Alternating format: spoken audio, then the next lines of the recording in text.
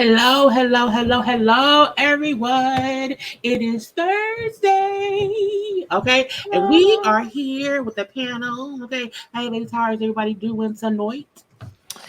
Hello. How are you? How are you doing? I'm doing good over here. Yeah, doing well.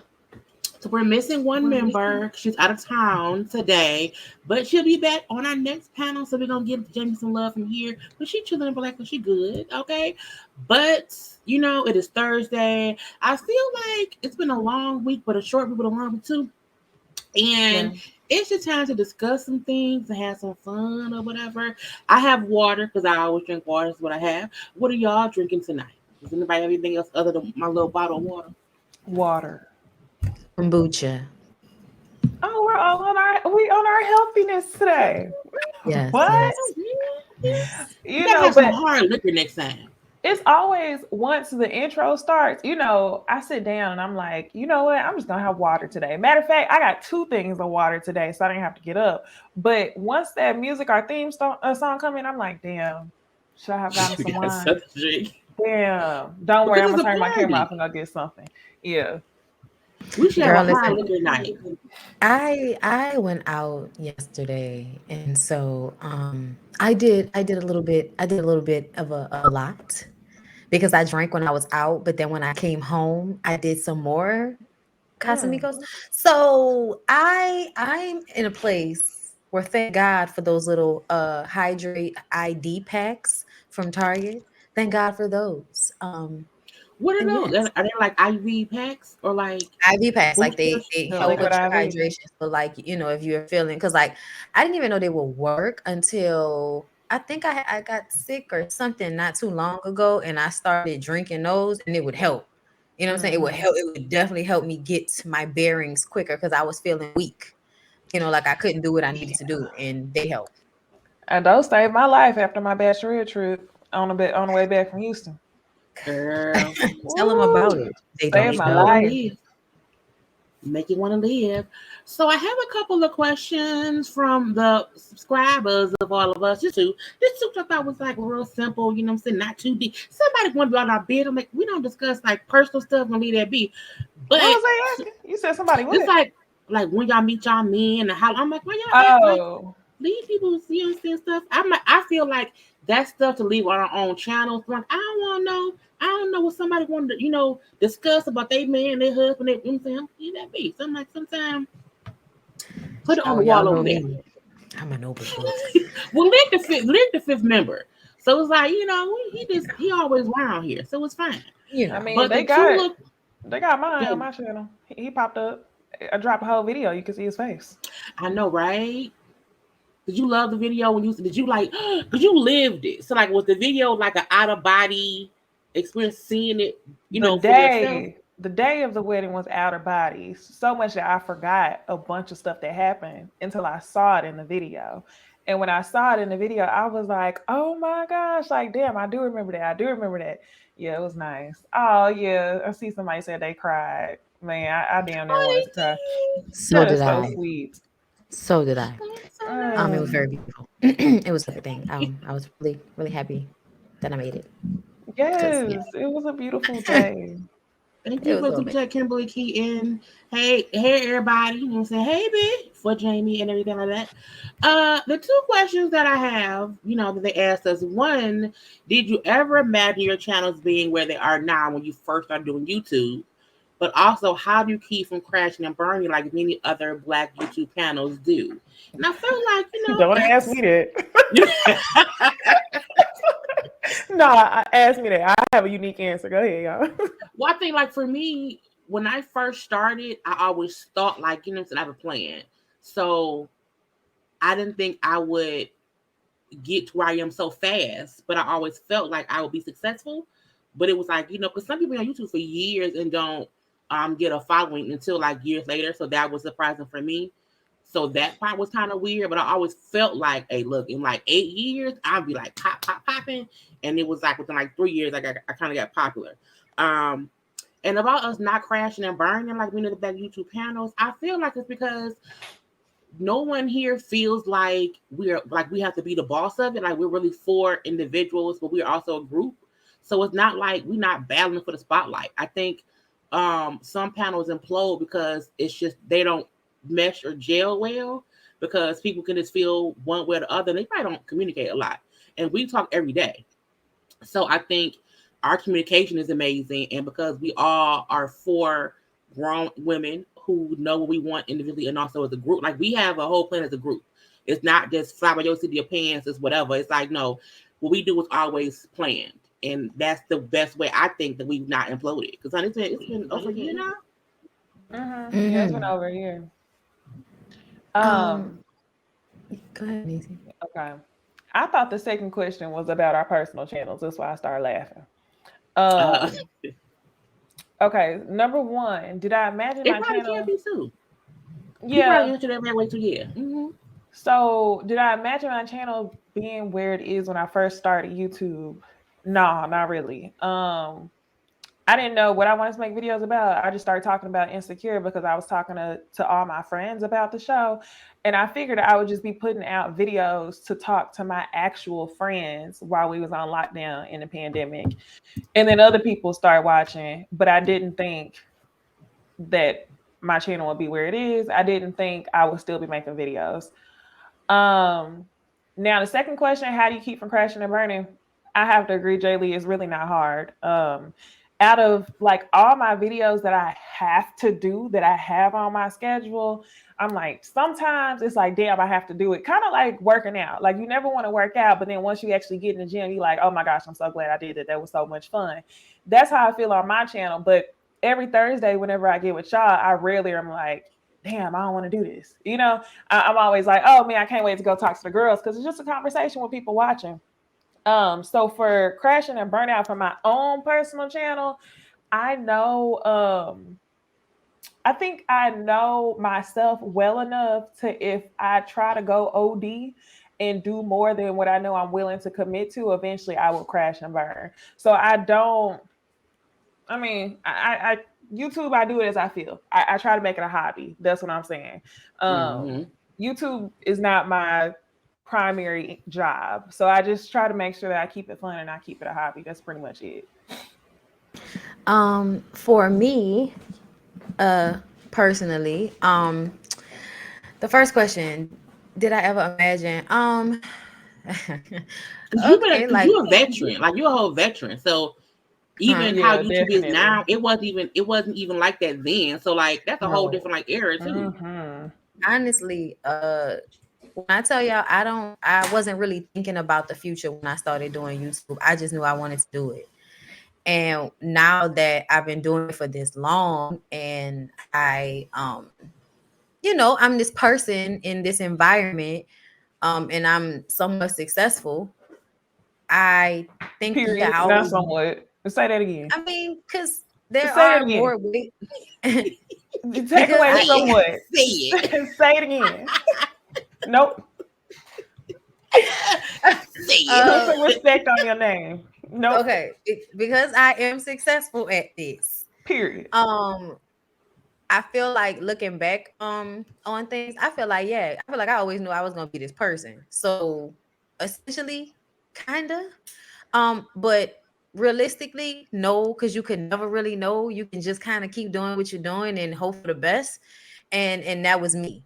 And how do you keep from crashing and burning? I stay real genuine about the way I do this. So I only want to talk about shit I'm interested in talking about for the most part. You know what I'm saying? And I only review certain shows because those are the only shows I care to actually review. Right. So I only do things that I feel like doing, essentially. And because of that, I don't crash and burn. However, you can get tired or like you need a break, but I still don't feel like that means I've ever crashed and burned at this shit. I think I've been just consistently like, do. You see that, Bondy? You know what I'm saying? Yeah. So you just kind of keep going. You see the comment. You were dancing to the Beyonce dance. You see Necey? I used to dance all the time. I used to dance all the time. Because back when I was younger, that was something I just did in general. Like my mom gave me that. My mom, when I was young, my mom used to clean the house and she danced. And my mom was an actual dancer when she was young.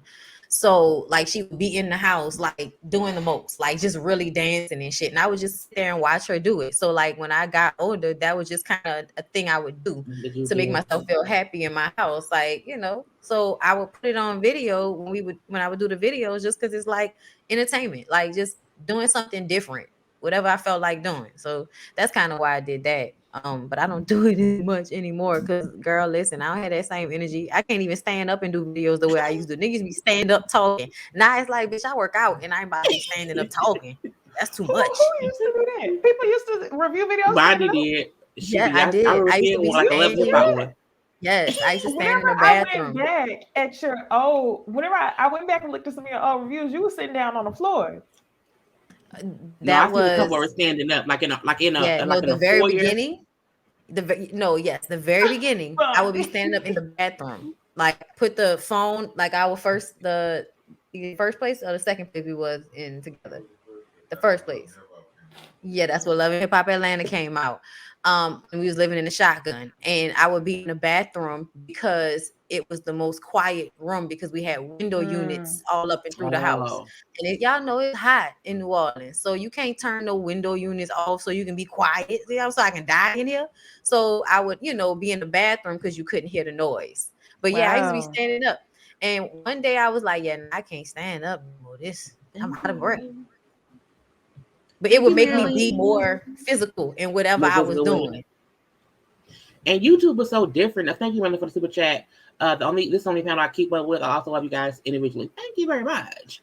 I do think YouTube was so different, and the reason we also don't crash and burn collective and individually, because like Bonnie said, we only review what we want to. Like sometimes we like, I don't want to do it. I think if you try to do everything, it becomes a job, and it's not fun no more.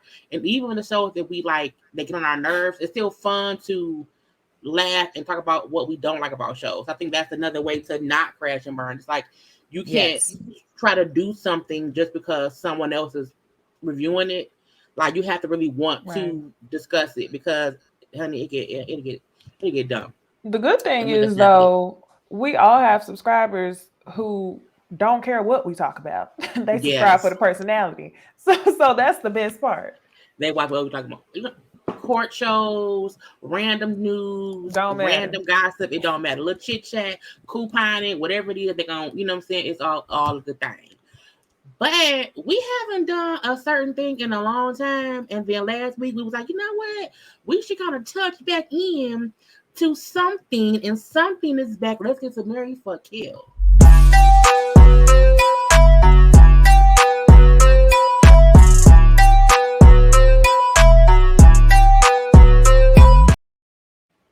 And our first group, I saw my man in the intro. That's why I got excited. Because we have to have Usher in there because that's Necey's boo. Okay, that's her whole boo. I was like, what if we had to choose between the black indie men who we all don't like? We had this, either marry one, fuck one, or kill one. And that was like, so Caesar, Ryan, and KP. Now for me, is disrespectful. Yeah, this is disrespectful. But because they all should die, or because that's exactly why. I don't know anything about the new boy, Kyla Pratt, baby daddy. Oh, he's terrible. I don't know. Oh, because you don't watch terrible. I watched it when it first came out a long ass time ago. Then it seemed like it went away. Then it came back. It did. Because I think they filmed during the pandemic and then went off. KP to me is worse than C's. And Ryan. I think KP is the worst. Wow. For what? What did he do? Oh, everything. Girl. He is so mean. He is so mean, rude, misogynistic to the women in his shop. Him and his cousin KP are like the worst. Like he's worse than C's and Ted. Tim, but Tim is not as likable or as successful on his own as Ted is. I know y'all don't think so, but that's because we can't talk about what Ted is successful at. Okay, but Ted has a level of his own like manhood. Like he's for C's and he has done things that he probably shouldn't have done for C's. But ultimately, he steps away from C's and he is his own man. KP and Tim are Yeah. not the same way. Tim is somebody that follows behind KP, kind of like following him like a blind Yep. loyalty. And then whenever other people don't have that same blind loyalty, he goes off on those people. And a lot of times it's the women in the shop because they really don't handle the men in the same way unless they feel like they can back each other up. But like Tim especially will actively go at the women and KP will kind of just sit there.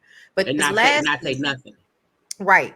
But this last season, so there's a girl called Voodoo. I don't know if you remember Voodoo, but Voodoo is very mild mannered, soft spoken. She's little bitty, like she's not a rowdy person at all, you know. And she went up to them, KP and Tim, so like, cause she quit, but she went up to them and just say, "Hey, you know, it's no hard feelings. I want the best for y'all." And she got nervous and started to kind of like laugh a little bit. And he was like, "See, here you go with that ditzy dumb bitch shit, like." No, And it she's didn't. not even Yeah. she's not even a She's not even that. confrontational type of person. So And she she's just not kind of Dixie. bursted. Yeah, she was just kind of nervous because their energy Nervous. is like hella aggressive. And Is Kyla after he Pratt said still with that to him? her, huh? No. She not Mm-mm. with him no more, Kyla Pratt? No, Nope. no, I don't think so. But Mm. the girl burst into tears. So that should just give you a picture of what we And Mm. dealing with. he's the absolute. I think when they first season came out, he was a little bad, but it's like, okay, it's first season. It could be like, it can be nerves. Season 2, I was like, oh, so it's like y'all have 3 franchises with 3 men who are in charge, who are like assholes, but the new one is the worst. It's like if you had to like marry for a kill, like which one? Well, for me, KP would. Damn, I don't want to fuck these. Go ahead, Um, JB. I'm struggling. Ugh. Hand on the you know what head. I would do? I would I would kill C's simply because of the history of him and how he treated not only the men but also the, like, I think he treated everybody fucked up over the years, so he could just die. And then I think I would fuck KP, and out of just sheer no choice left, I would have to marry Ryan because Ryan seemed good financially too. So I think Gensel would be rich. So yeah, I would marry Ryan, fuck KP, but I would kill C's. I was going to say the exact same thing.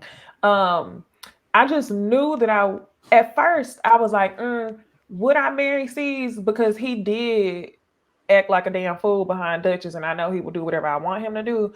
But at the Mm-hmm. same time, I don't know about the relationship with his daughter. That's a little rocky, and he be feeling himself a little bit too much. He flipped like a light switch. So Yes. it was no, and on top of that, out of this group of 3, would I actually want to be physical with C's? Not at all. So with that being said, he has to go. I'm gonna marry Ryan, I guess. I guess he'll look good while he In the weather doing pictures, me dirty. you And know. then I guess I'll smash KP. But one of the motivators for marrying Ryan is because isn't he a good dad? He still has a good He relationship is. with And his he helped Rachel. her with the other son that's Jeremiah's son. But right. Because So you know what B Simone said? You're not a good man just because you're a good daddy, nigga. You know, that's what B that's Simone said. factual. I that's agree. true. That's So, you know, factual. we can't, but you know, if we had to, Out of the that's the 3. deciding factor, right? And we Yeah. can't, like the way C's treat his daughter, child. You don't even have no contact with your child. I can't fuck with you, so you gotta die for me. And of course, Mm-hmm. like I'm gonna fuck KP because don't nobody want no long term nothing with that nigga. And he seemed like the type of person that if it wasn't for like his artistic shit, he probably wouldn't be able to do nothing but fuck. He one of them, he give off bummy energy. It's weird. He do. Even though he not, he just kind of give off. I think it's because he's always high, but not just off weed.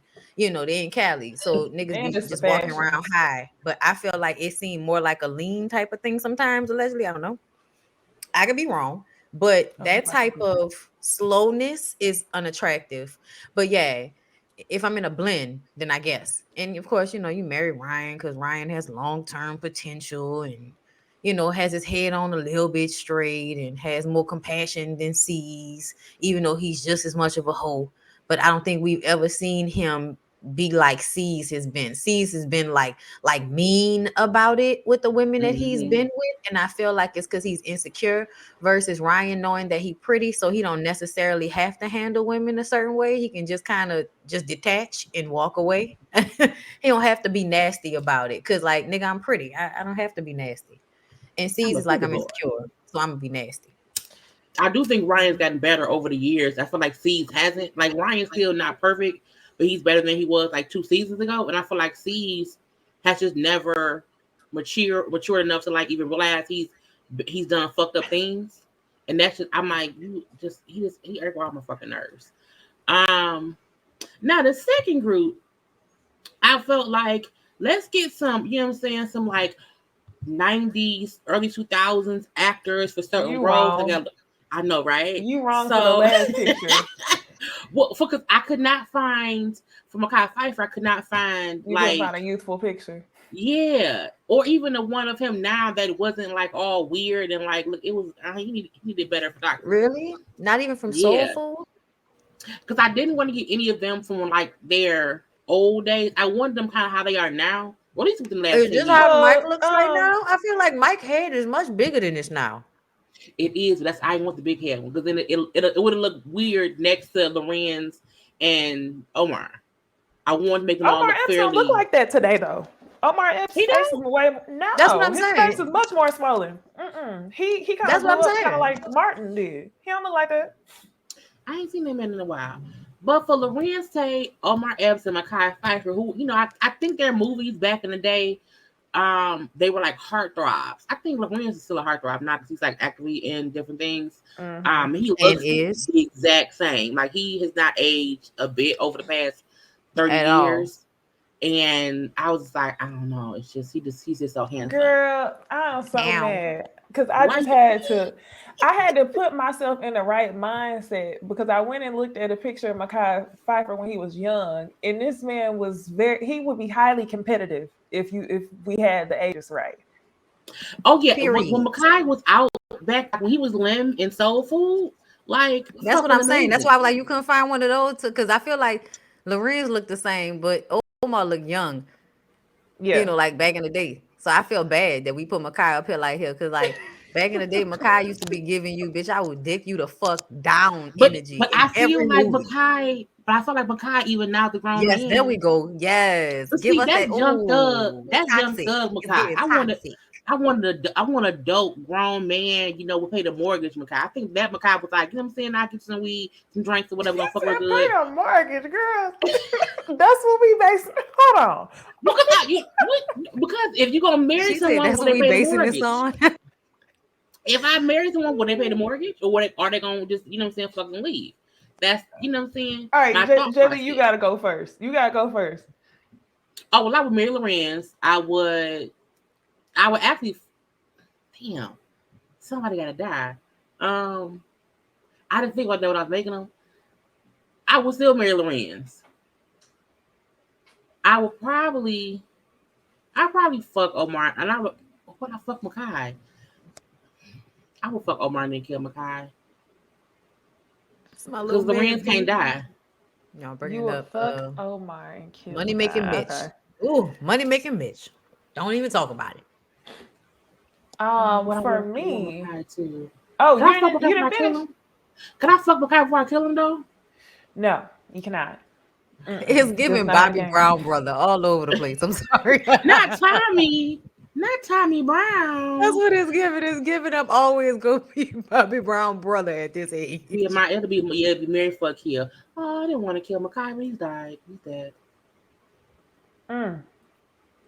For me, I kind of wanted to marry Omar, but Lorenz be working currently still. So I guess I'm gonna marry Lorenz, and then you could also, you know, have the smash. As far as smash, I'm gonna smash Omar and then kill Mekhi. But I don't even feel right saying that because I'm telling you, if we was judging this on the young pictures, like no, it can be whoever you want it to be. Like, you know what I'm saying? It's still a person. Well, I'm just trying to think logically through this.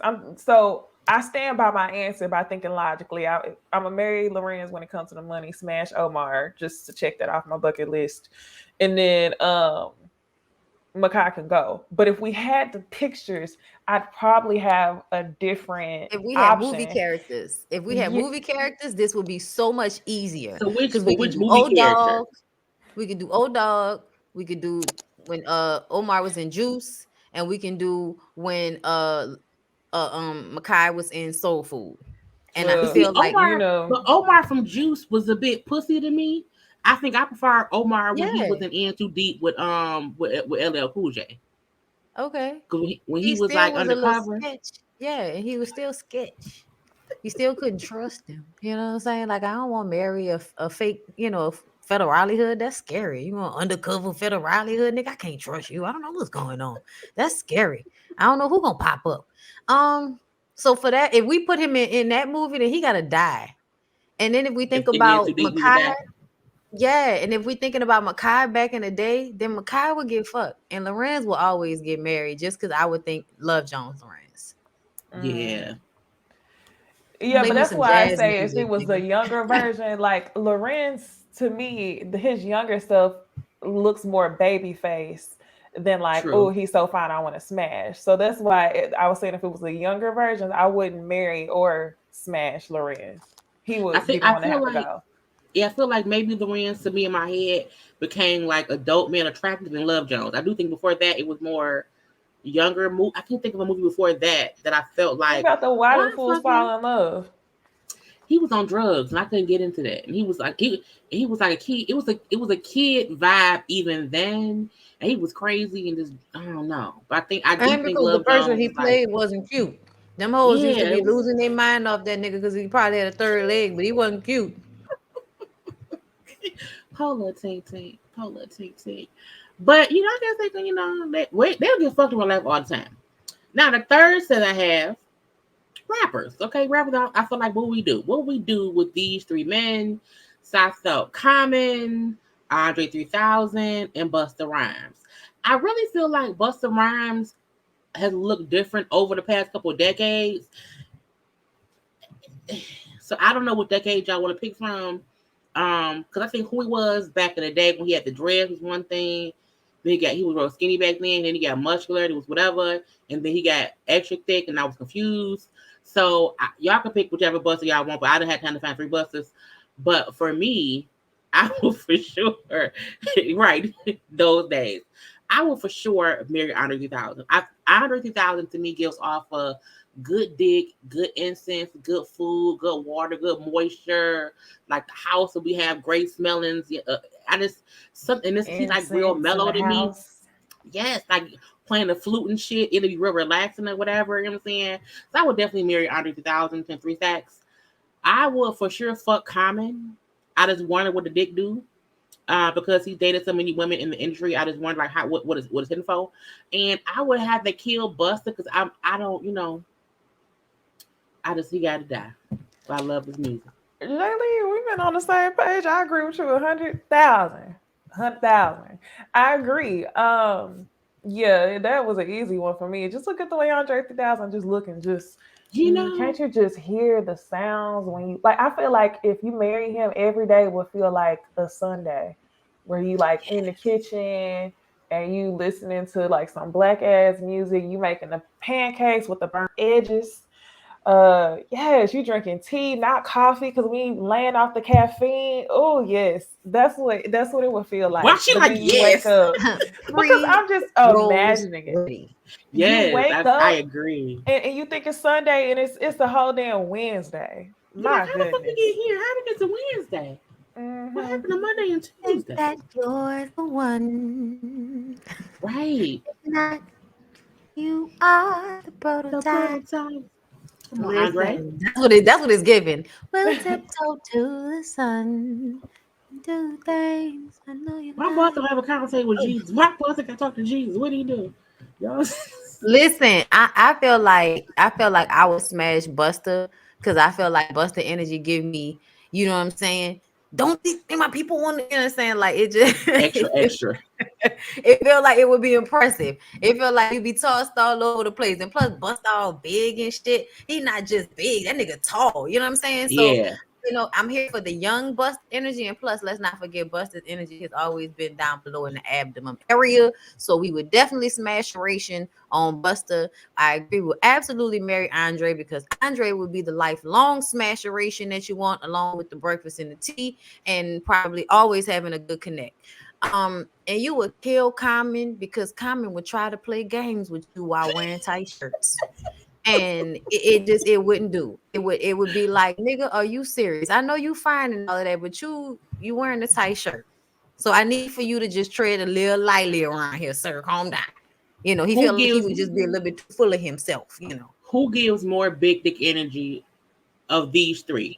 I think Andre. Without a doubt. Ain't no question. Without a doubt. Yeah. It's one of them things where I ain't gotta do nothing. I ain't gotta say nothing. It's just that's yeah. But it's crazy that him and Erica didn't work out because it honestly felt like they were the most matched as far as both having that energy. I don't care because people think that she put that the weird shit on the nigga, but nah, them niggas be weird already. It's just that they from the hood, like he had to wear baggy clothes. It was the 90s.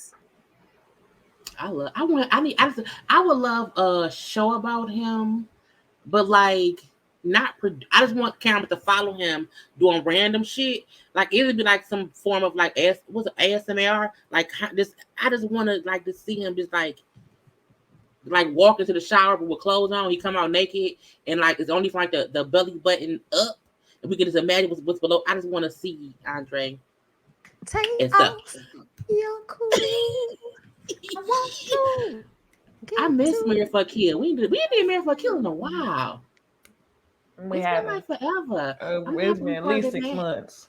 I know, right? And I was like, I had to figure out people we either had done or just put them in a different order.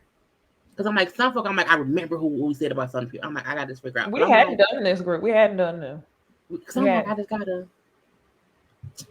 Whenever it's my week, I'm gonna give y'all Usher Moving Mountains, Usher Confessions, Usher My Way. No, I'll have to give y'all 3 different Ushers when it's my week. Don't answer the question. It's different Ushers, but that will be different because like some artists are like it's like 3 different stages of who they were over the years. So that it makes absolute sense. Not even just artists. I can imagine doing that with Boris Kodjoe. Yes, because you got Soul Food Boris Kodjoe. Yes, and then he had hair. Then he didn't have hair. Now he's older. Because I like him on Station 19. He looked distinguished. He's fuckable. Yes, he does. Because that's what it is. Him and his wife. That is like they some of the most attractive looking fucking people that have ever decided to get together ever. Yeah. They just look like sex all the time. Like they just walk in the house and they start fucking. It probably is not, but it probably is. It looked that way, but I'm looking like y'all just fucking living room. Just to get y'all walk in the house and it's there, and then y'all make breakfast or whatever, and then y'all go to bed and y'all go to work. And I like it. I like him too. It's his stature for me. He got real good stature. You know what I'm saying? Because he's so like tall. His shoulders. Isn't he like German or something? Yeah. It's a real good mix because I feel like some black men like always hunch over, and white men are way too erect, like Gaston. You know what I'm saying? So like people like him, they kind of have a little bit of in between where they are upright, but at the same time, there is a little bit of a lax to it. That it's not Gaston out this bitch. We like that, man. Not you got me analyzing posture all the time now, Bondy.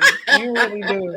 Whenever in that wedding video, in the first couple seconds, whenever Ted he points and somebody put the jacket on him, I was like, "Ooh, that do make sense. Look at how he stands." Because Bondy got me analyzing posture all the time. I keep thinking about it again. He said, "Hand me that jacket." I was like, "Ooh." And not her husband, You know what I'm saying? And you love to see it. Yeah.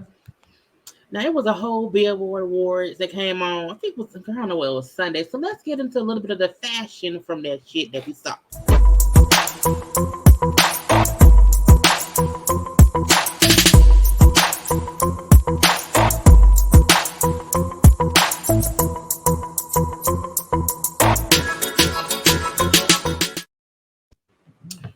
up. Okay, we have the host and his children. So we have Diddy on the red carpet, his daughters, Jesse James, Delilah, and Chance, his son, I think it's Christian, and then, of course, the other son, Quincy, and they're all different outfits. Diddy had so many changes. I was like, brother, go sit down somewhere. But I like this suit. It looks fine. I don't like his shoes. Are like Despicable Me, that the man from Despicable Me. It reminded me of that, and I'm like, I don't like it. Look like that. Yes, it's Despicable Me shoes.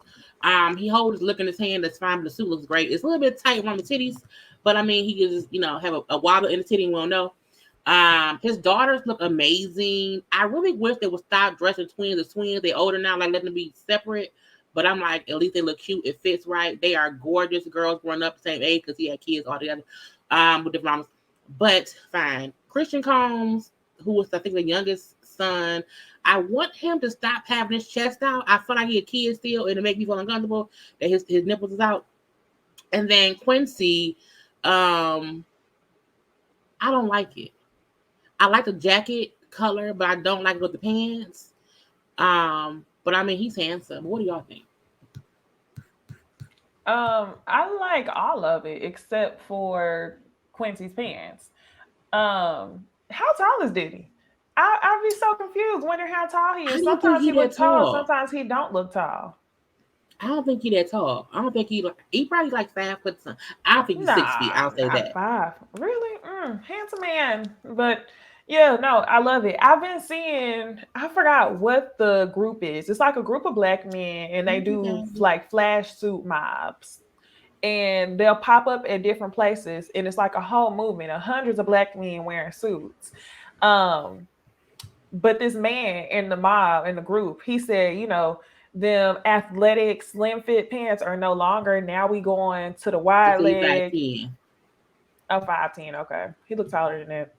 But now we're going to like the wide leg movement, and I actually love that. I love that. He looked good. I think the girls look cute. I don't mind them matching because they're still like babies to me in my head. Christian, I love him with his chest out. I like the 1990s of his father reincarnated. But I wonder if that's like his permanent go-to, I feel like once he becomes an adult, are you always going to channel Bad Boy? Daddy. Mm-hmm. Yeah. I mean, he is an adult, but I mean, you know what I mean? A grown adult. So that'll be interesting to see. He looks good. I just don't like Quincy's pants, and it might be the angle because his feet look real little in comparison to the rest of his outfit. So yeah, I'm gonna start at the end. Quincy, sir. No. No, not even a little bit, not even a lot. I don't like any of it. I don't know why it's even being put together. I don't know why the jacket, shirt, or the pants are together like that. The only thing that makes sense is the shoes, and the shoes can go with either of the other pieces. But for some reason, all of it together is giving me a no. Lil Diddy, I want you to figure something else out, Lil Diddy. Because listen, a lot of y'all do this, and I feel like it's not good for y'all as men to attach yourself to your father's image in such a way that if you don't feel his shoes, you're going to feel inadequate and you're going to spiral, i.e. Lil Eric over there. Hip hop in them, you know what I'm saying? Y'all know about Easy-E, Lil Easy-E over there, okay, that needs to constantly feel validated through his dad's memory instead of, and now he has shit on his own, but his identity is still so much tied to being that man's son, even though. Do you think it's weird because isn't Lil Eazy-E's oldest son? Yes. Yeah. So what's weird is like it kind of makes sense for Eazy in my head, Lil Eazy-E, but I'm like for Christian, the Quincy, not Quincy, the light skinned boy with Misa. Justin is actually Diddy's the oldest son. Yeah, he was his first born. So yep. So I think it's weird that Christian is always like just like his dad and not. But he looked like him son. More than the other he looks son. Exactly like him. And I think he's playing it up because even the way he posed and look in pictures, he look exactly like Diddy did when in the 90s. It's creepy. But I also feel like I need him to also figure out what's gonna work for him and not to get tied to being his dad's little mini-me, because that's not gonna be healthy long term. And you really shouldn't. I mean, I'm gonna leave it alone. I'm gonna leave it alone. What do it make sense? Because did y'all see because Diddy opened the award performing? And I felt like I don't want to see that because I'm like, Diddy, you're a producer. Like, produce. Like, I would have wished he would have had someone else open the awards who's like an actual artist or whatever. And just, Christian came out and was Harlem Shake. I'm like, why are you Harlem Shaking in 2022? I was confused. Like, where were Harlem? Because they're always trying to take it back to the 90s in this bitch. And And you I know, the really new moved kids past don't know it. what that is. They're going to be on TikTok They on that don't. shit. So it's new to them. But the girls, I forgot to say the girls look great. The girls look great. I like the twins' outfits. It's giving, Kelly Rowland. I love it. I don't know why they both look like Kelly Rowland to me, but that's how they look. They look beautiful. A little in between right They here. do I play love with it. I her. love the hair. I love the soft, the like almost barely there makeup. The legs are giving, the heel is giving, the dress is giving. I'm so here for it. Diddy unbutton the jacket, Diddy just Because unbutton it's the split the jacket. city plate. It's hugging you too tight in the tit. And I want you to pull that together, old man. Okay. All right. You look good though. But the black shoes, I'm sorry, sir. It's a no. If you was gonna have on this off-white suit, I'm gonna need for you to have on tan shoes or off-white shoes. Okay, with an And exact match. he had an all white outfit on the awards, and he had on like white shoes too. And I hated the shoes because the shoes look boxy. I'm like, is his feet this boxy? Do you need boxy shoes? It's weird. Those shoes kind of look shaped weird too. Like they don't have any real, like a slipper. It almost look like a slipper instead of like a shoe with actual form to it. But I still feel like them being black look like he got on socks, on the red carpet. And it's like, no, this should have been a real like a shoe moment. Like there are dudes out there that make, shoes for dress purposes. And I feel like Diddy not having the flyest of footwear is just really sad in this situation. Like it's lazy. It's giving lazy. What's going on, Diddy? It's giving lazy. Because he had some nice. He had a few different looks at the show. So I'm like, he was definitely trying to be fashionable. But I'm like, your shoes just kind of wasn't hitting for me. And like, it's just this tight titty jacket. I don't get why titties I so like tight. everything about that suit except for the shoes. But you already know, throw something 70s inspired in front of me for a man. I'm going to love it. That's true. Somebody asked in the comment section if they wonder if the twins and Chance have realized that they are the same age, and if that had an issue. But I feel like they're so close. I don't think they even care about that anyway. So I like how we don't see any issues between the daughters. They're the only girls for one. So I think that's a great thing too. Diddy is Hugh Hefner. He has a harem. Everybody knows what it is. Just saying. Did y'all see the people on social media fussing this weekend? The one girl who Young supposedly, Miami. yeah, and now I don't know who the other girl is, honestly. Nobody been around. She been around, but ain't Nobody nobody been paying attention. I feel like Carisha made her famous because Carisha won't be over there arguing over this old ass man who is never somebody you need to argue over. He's an experience. You have fun, you enjoy your time, but you don't argue with no bitch about this nigga. And Diddy has never claimed, or he's never really showed love for anybody except Kim Porter and really Cassie. I think Cassie, we seen him actually be, with or whatever. And when Kim passed away, he still continuously poured out his love for Kim Porter. So I would refuse to be on really fussing over Diddy, who don't he's a playboy. He's a full-time. I was like, y'all is crazy. And this tight titty ass suit. Not on my watch. But the next set of people that I have, I don't know who it is. Who is it? What? Diddy ain't truly love nobody, child. Cut it out. Barely himself. Jenna Jackson. Now there were no photos of her on the red carpet. It was only her on stage. For some reason, I really loved this outfit. I almost want to also say costume, but it's not a costume. It was custom. Tom somebody, not Tom Ford, somebody else. I love the look of it all. It was real quirky. It's real also a little bit circus-like. Asian designer. I forgot the name of it, but I've also seen him dress other people. I think he also maybe dressed China Taylor for this night too. But it's different. I like the fit was different. I like it's like a suit with a dress. It's like, you know what I'm saying? The skirt is like a hoverboard. It's just, and she looked gorgeous. I love the hair, messy sad bun. And it's fucking Jenna Jackson. So I feel like at the end of the day, wedding. I am dead. Lesbian wedding. What are y'all? Oh yeah, Tom Brown, who it is. He dressed. I Other hate folk do. it. I hate Do it. you? I hate it. I All of hate it? it. I hate it. And I feel like I have to whisper since I'm talking about Janet Jackson. I hate it. I'm so confused. I felt like I was looking at Mary Poppins, but now I also felt like I was looking at, kind of looked like she had a business meeting, but then she had to do a what waist ad in the middle of the meeting. Waist trainer. Um, Face is beautiful. I like her bun. But something tells me like this was supposed to be made for Janelle Monáe, and she would have executed this in a better way. I feel like it's that damn skirt that throws it off like 100%. And like it's space in between the skirt. Because I seen a walking Yeah. clip of her. Yeah, so it's space in there around in the circle. I'm not here for it. I mean the ties getting a flight attendant. I'm not here for it at all. What is Ringling Brothers? What is Lisa Frank Lesbians? What is Sweeney Todd? What is Janelle Monáe? Listen, I'm just being stupid, but what is ventriloquist dummy? I there's two people say ventriloquist dummy. Yeah, no, that's what it's giving. All right, let's give a casket sharp a little bit.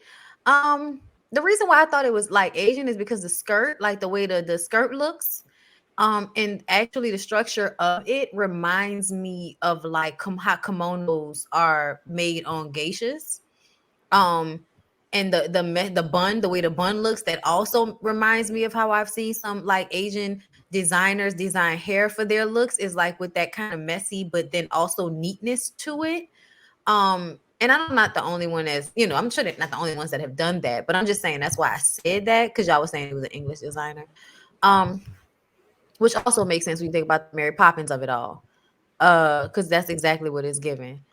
I don't And Willy Wonka.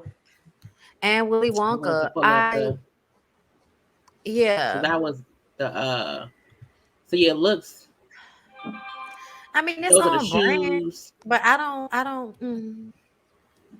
It's No, not. with a W at the end. I No. feel like, No. yeah, no. I feel like she could have done so much better. I feel like she's always trying to look weird instead of trying to look sexy. I think it's like, let me intentionally try to not look sexy by looking weird. Because I know if I do anything that's like a normal gown, people are going to be like, oh my God, Janet's so sexy. And I think she may be tired of people sexualizing her, hence why she would dress in this awkward, weird way. But yeah, no, no, I don't subscribe. Who legit. But thank you, Michelle. My bell. I'm a I'm a like Mary Poppins is cool. I mean Mary Poppins is Mary Poppins. No one let Mary Poppins be. And then thank you, Michelle, also who said, "Oh, Sweet Hot." I like that movie when Johnny Depp was in that movie. It was weird as shit though. But the next little set of people that I have, I think it's Mary J. Blige on her or orange take. She had one orange take look, and then she also had one on her red carpet. Because she got some award. I can't think what it was. I love this dress. It's very just it looks artistic. It looks like art. It looks very much like couture. I love the breasts being separate entities and different designs on each boob. I love her body. I love the bun and the bang and the earrings or whatever. And like she looks amazing to me. This is her on stage look. It's a different I have later. But what do y'all think? She looks great to me. Yes, yes, yes, yes. Everything. The hair, the skin, the shoes, the dress. Yes. Yeah, Yeah. it's fire. I love it. I love it. I love it. The shoes, the way that it wraps around her ankles, the bang and the bun. It's cute. I like the whole thing. And Mary is one of those people I feel like wine. You just get better with age. Like, how is it? She don't be missing these days at Mm-hmm. all. No. Mm-hmm. She her bag for sure. Thank you, Shania J. Hey, ladies, just getting into the chat. Look beautiful as always. Until Jamie, we miss her as per Jelly J Bird. Thank y'all. I'm like, what I said, but I ain't said nothing. Then we also have with the I think Mary looks absolutely gorgeous. Who is it? Oh, so Machine Gun Kelly and Megan Fox, Fat Joe, Kim Heidi Kardashian. Klum, Heidi Klum, and then Kylie and Travis. I feel like Just a throwaway slide. well, no, because I felt like I love Machine Gun Kelly and oh girl, look, I think it matches their vibe. They're weird vampire we suck against blood people, so that makes sense for them. I felt like Fat Joe was wearing a towel as an outfit. I think Heidi Klum was off on a towel with gloves and boots. And I think both Travis and Kylie looks basic in general. So I felt like, you know what I'm saying? But my favorite, honestly, was Machine Gun Kelly and Megan.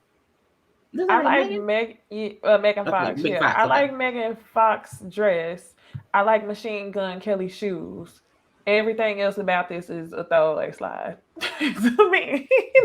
Everybody else is no, And no. Heidi Klum was a supermodel. I'm like, how you know, she's a supermodel? I don't even get this. I So wish you would have. Did y'all see Stormy wearing that one piece bodycon dress?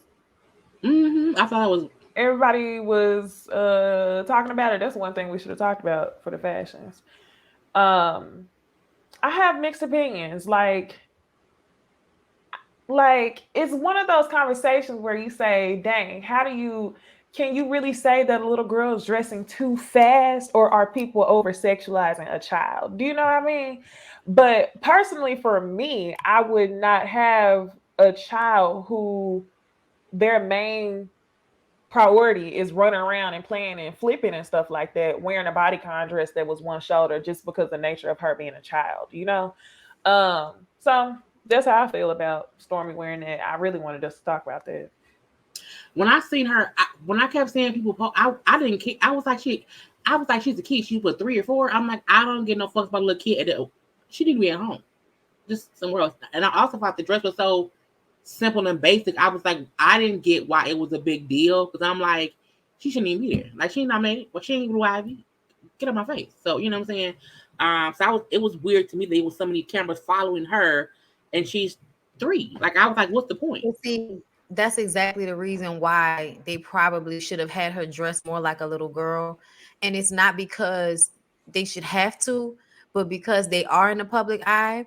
And because people do obsess over children and people do sexualize children, Mm-hmm. I would just be in a space of wanting to protect my Right. child. And I understand that she probably feels like her child is protected, meaning ain't nobody getting to Kylie Jenner's baby. You know what I'm saying? Ain't nobody getting to Travis Scott's baby. But um people just over sexualize kids. And I guess I would just want to protect my child from any of that, even that mental energy I would want to protect my child from. Because the way they were Mm-hmm. following her with the camera makes me feel like people are doing what they do.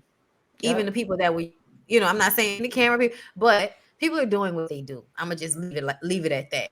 And so I feel like when y'all see that shit on somebody's site somewhere, or find out that it's on somebody's site somewhere, don't be surprised, okay? Right. Um, and I just kind of feel like it was just a little too adult for a little girl her age. That's all, but that's them people business. They could do whatever they want to do with their kid. If they feel like that was appropriate, that's their business. Or that's on As them. far as how these people look here, um, Travis Scott always scares me. He has like a weird, vibe to me. Like I don't know if he's in there.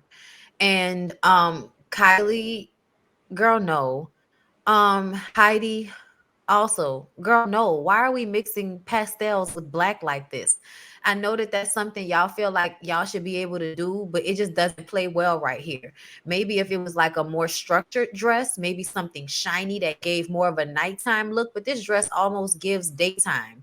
And you have on long black sleeves and long black boots. Like it's just not no. Anyway, Joe, you make too much money at this point to not dress for your age. And I get this is what you wear when you go into a casual event. I know it's the Billboard Yeah, Awards, but sometimes I feel like y'all really could do so much better than y'all do. Like y'all, like you have a fly energy about you. So if you were dressed to the nines, I feel like people would eat that shit up. You know what I'm saying? If Joe was really being dressed as a bigger guy, as an older guy, but still as somebody I feel like has a little bit of swag about him. You know what I'm saying? He just, you do. you know, He do. So I feel like, yeah, it's a cookout outfit. And I want him to go and get somebody to put him in some real nice blazers and shit. You know what I'm saying? Some real fancy shit with some nice shoes and stuff. Now, when it comes to Machine Gun Kelly and Megan Fox, I hate how much Megan Fox looked like Kim Kardashian when I first saw it. I was looking at it like, wait, is that Kim? Like I was looking at it for a minute, like, oh, okay, that's Meg, because I had to look at him, and then I was like, oh no, that's not Pete, and because at first I was like, is that Pete? And then I had to like zero in on the face. Lately they have been annoying me, or maybe just the publicity of everything that they've been into has been reaching our Yeah, sector, I think it's and the publicity. I don't know why. I don't know why what they're doing is reaching our sector. I Me want it to go either. back. Send it Because back, just like individually they weren't deep in our sector like at that all. individually, so I'm like, together, why is that? And I think it has to do with their affiliation with the Kardashians, but then again, I don't understand. And their affiliation is with Courtney and Travis. Travis. So I'm like, even then we not pressed to see Courtney and Travis. So I don't know why. I think black folk like Travis because he's a drummer. And for what, at least that's why I like Travis. I also don't get why Travis was with Courtney and then they married, but whatever. But I think Um, some black folks is like Travis from Blink 182 from back in the day. yeah, for sure.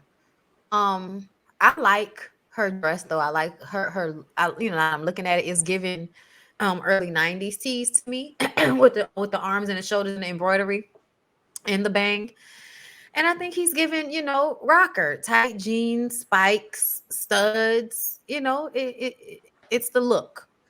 It's a And we can't costume. forget MGK got a mixed baby. That's another reason why I had to keep digging into our sector. Oh, does he? Yeah, his daughter looked like a black girl.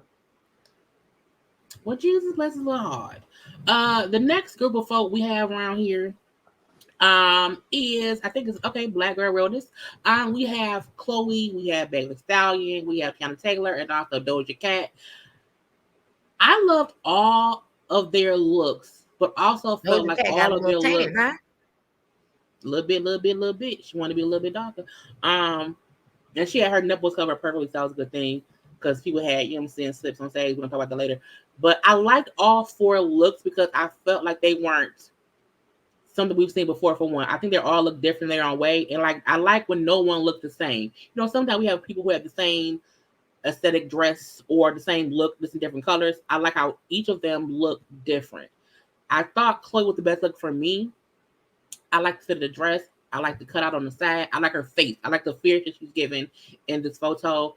That's what I thought she was the best for me. But I also love Doja's look. Like Doja's look is so different with the little spikes in the world in her hand. I think all of that makes like complete sense to how she's kind of taking over the world now. Her music, her imagery, just herself is great. Tiana is always gonna get body, yada, that's what it is. And then Meg, thick and great. What do y'all think?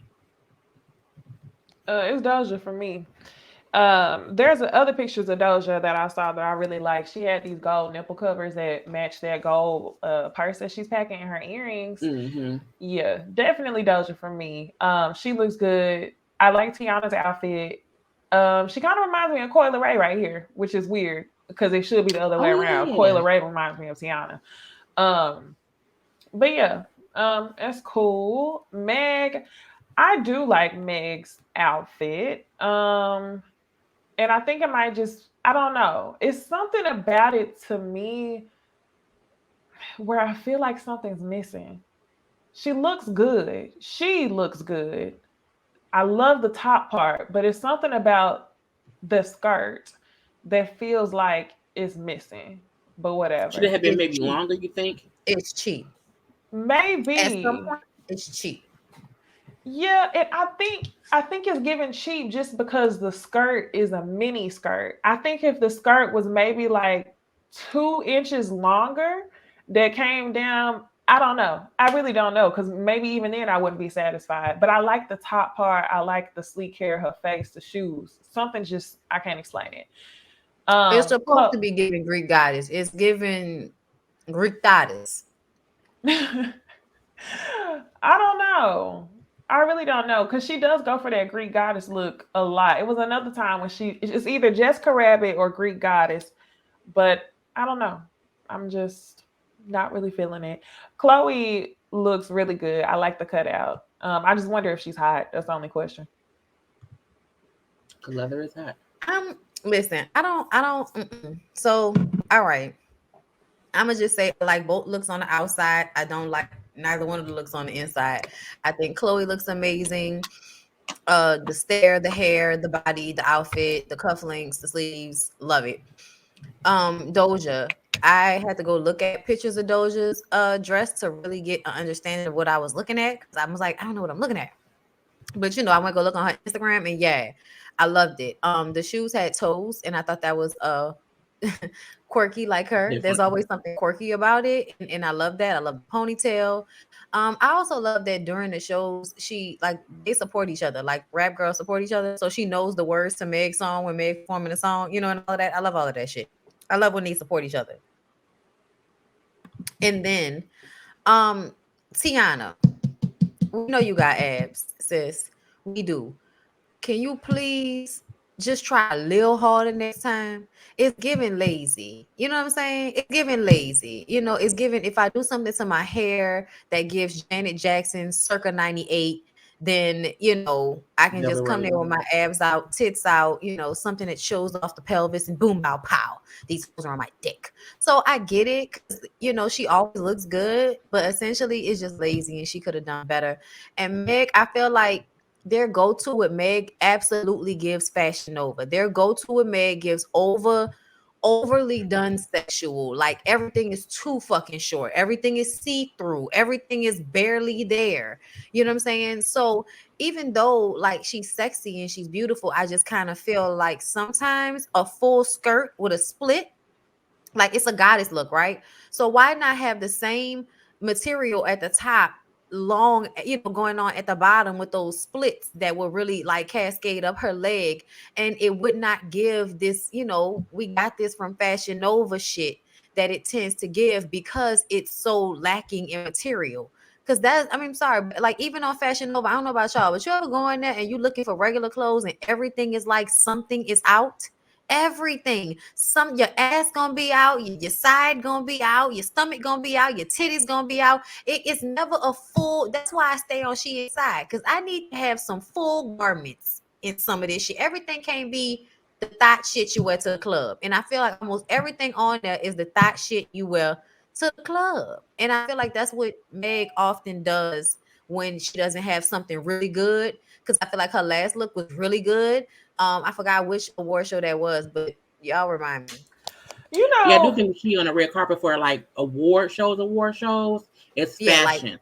I wonder if this is like it's like a fun you can award tell that show. they take this less seriously, but it still is a red carpet. So we still want to see an executed look that serves, and these looks just don't be serving.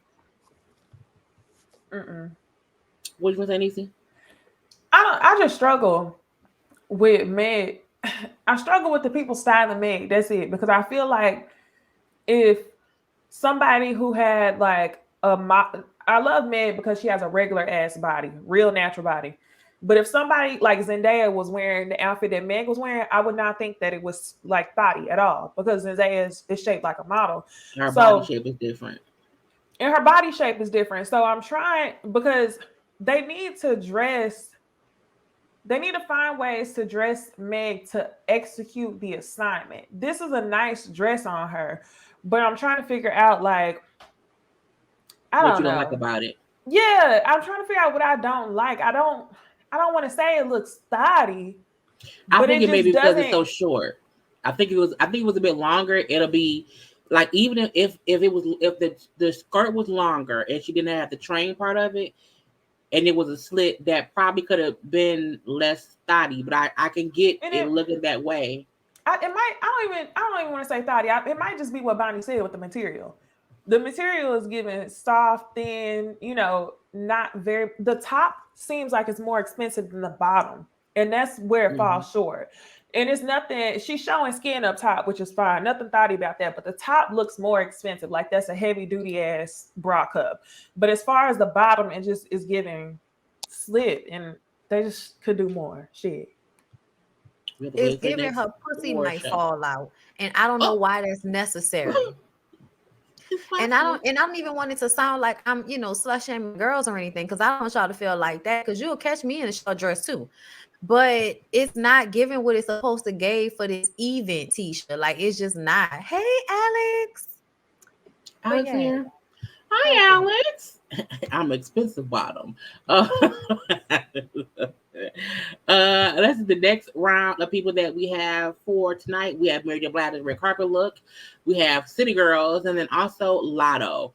Look, I love Mary's look, and I saw it at different angles, and I do think it looks better in other photos, but this was the only one I could find that was full frontal. But like, it may look weird here, but I love the outfit in general. Like, it was amazing to me. I don't know what the fuck. I don't know. I don't know who told. I don't know how they came to the conclusion that what JT and Young Miami wearing it was what was supposed to be worn. I don't like it at all. I don't know if it's. I don't like that. I also don't like Lotto's look. I think Lotto's look is too. It looks too thick. It looks like heavy armor, but it's in black, around from the neck to the waist, and I just did not like that at all. But what do y'all think? I think I spoke too soon on Mary. That hair, no. With that dress, no. No. And then, for whatever reason, the cutout on her shoulder made me feel like she was carrying a purse on her shoulder, when you just Then show up to an event. you have to go look at it like in other angles of it. It's better than this. But like, Okay. yeah. So you may like it. It definitely You looks like see it's other stuff. supposed that she's like they caught her Yeah. off guard, like she was about to adjust, and they caught her in mid adjust. Because even like the way her face Yeah. is, it looked like she wasn't completely ready yet. And that's why I I mean, the kept catching dress her. Was itself like, looks yeah, good. The dress yeah. Yeah, itself it looks does. good. But I agree with you But saying with her the hair is hairstyle, like no. I agree. The not at first all. hairstyle probably would have been better with this look too. Right. Absolutely. City girls, I, you know what? I actually like their outfits. When I saw it on Do Instagram, I you? actually liked it. It's given very much. I need a remix to "Making My Way Downtown." Walking. I need a Is City that what Girl you remix. got? Yeah, that's what I got. I I need the was City Girl remix to I do was do do do do do. I was thinking more so like Showtime at the Apollo. Y'all remember It's the showtime. dancers who used to come and do the Yep. Showtime With at the the flowers and Apollo all that thing at the stuff. beginning? They had these Yeah, big, like fluffy skirts that they would have on. It looked like the sit, and then they would always have like a off, one shoulder and then longs. Like it was always the kind of same fixture in the body. So it kind of looks like if they were to dress up and reimagine the Showtime at the Apollo girl dance. Dresses when they would come in. That's what it looked like to me. it The does look Mary like Jane that. girls. Yes, I said that that's remix perfect. because they not giving City Girls like "I'll take your man." They giving Yeah, City no Girls like a more put money, together. Yeah, class. It's the penthouse beach. I love it. You're right. Look at the I shoes don't like too. Lotto's look. I don't like Lotto's look. Mm-mm. Can you breathe, Lotto? That's the question. Because I don't that's think what she we're can. wondering about. You know what? Lotto, I'm gonna tell you what it is, y'all. I don't know. I think Lotto get surgery done to her body, or is it just, or am I tripping? I don't I think she feel like did. something was done, and Because then she she's maybe, it's giving no. Shekinah sometimes. Sometimes it's Mm. giving Shekinah. You know what I'm saying? Like just giving a little bloated Barbie-ish. And I don't know what that's about, but she's beautiful. I think her face and her hair, she looks elegant. And I feel like I see what they were attempting to do with this, but it was not executed well because her breasts are so big, and the way that feathering is around her neck, it cuts her off at the neck and just makes her look like somebody with big old breasts, which makes her look bigger than she actually is. She got her body done. Okay, she got a BBL. Okay, yeah. Because that's It what was it something. Oh, that's she what it's giving. did. It Her, I mean, yeah, she got something done. yeah, Every I just don't that's know time. what it what. feels. It feels stuffed. She feels stuffed in her body a bit, and this dress doesn't make it any better to me. Hmm. It also makes her look like she's uncomfortable and she can't breathe all the way. Yeah, yeah. But she still look beautiful. I just think they could have done a little bit better with the dress. Like it should have had. I don't know why the girls don't understand the beauty of a dress that flows. Like they feel like everything has to be It gotta tied be so down to the tightly fucking fitting. body. Yeah. But sometimes shit that flows is actually forgiving and more flattering on your body. And that might, that might be better sometimes. It might be better to be flattering so what your body looks like instead of trying to, turn yourself into something that whatever. Anyway, whatever. You know what I'm saying? Do whatever you want to do. Because y'all can get mad. Anyway, so City Girls, I love it. Mary, the look, it's always giving ghetto girl by hair. It's always giving a shade too blonde for my skin tone. And we love her for it. You know what I'm saying? But her body in this dress, The fabulous. That's different what I gotta angles, say. the different angles was amazing for Mary. I was I mad that can I tell. kept, I don't need to look at it yeah, from a different angle because I can look at the dress and I think the dress is off the fucking chain. And I the can tell that details her was body amazing. look good in it. I don't like the pose, but I do like the shoes. You know what I'm saying? But they look like they hurt like a motherfucker. So I imagine that she needed to readjust for the pain she's feeling in her feet right In the now. feet. Thank y'all for the cash apps. I see y'all cash apping me. Thank you. So we had the City Girls who had a different look on stage, and it was like a little bit of a slip. I feel like the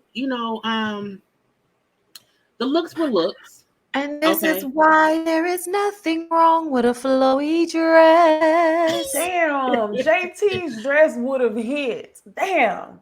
you know. So people were saying that there was a little bit of a cooch slip. Okay. Now she said she had on black panties. I'm like, no, your cooch was out.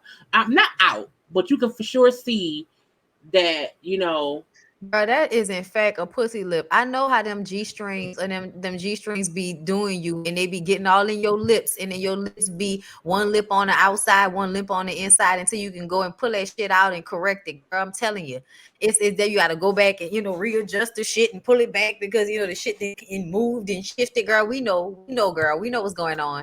The I dress would wish have she been would have pretty wore. if it was Yeah, I longer. wish she would have wore something right. If it was this a smidge like right below the And that's just what cooch. we were saying. That was just what we saying. Y'all really be How out did that here happen? trying too hard to show way too much. Like, and it's cool. Like, dude, it's not about that. Like, it's not about you showing too much because of these men. No, fuck these niggas. That's not what it's about. It's about your coochie shouldn't be out right now. That doesn't look flattering to me. But And I feel like when your dress is that short, I think the stop someone should Monitor. get down and say, let me be sure what's clearly out is they don't covered. like her.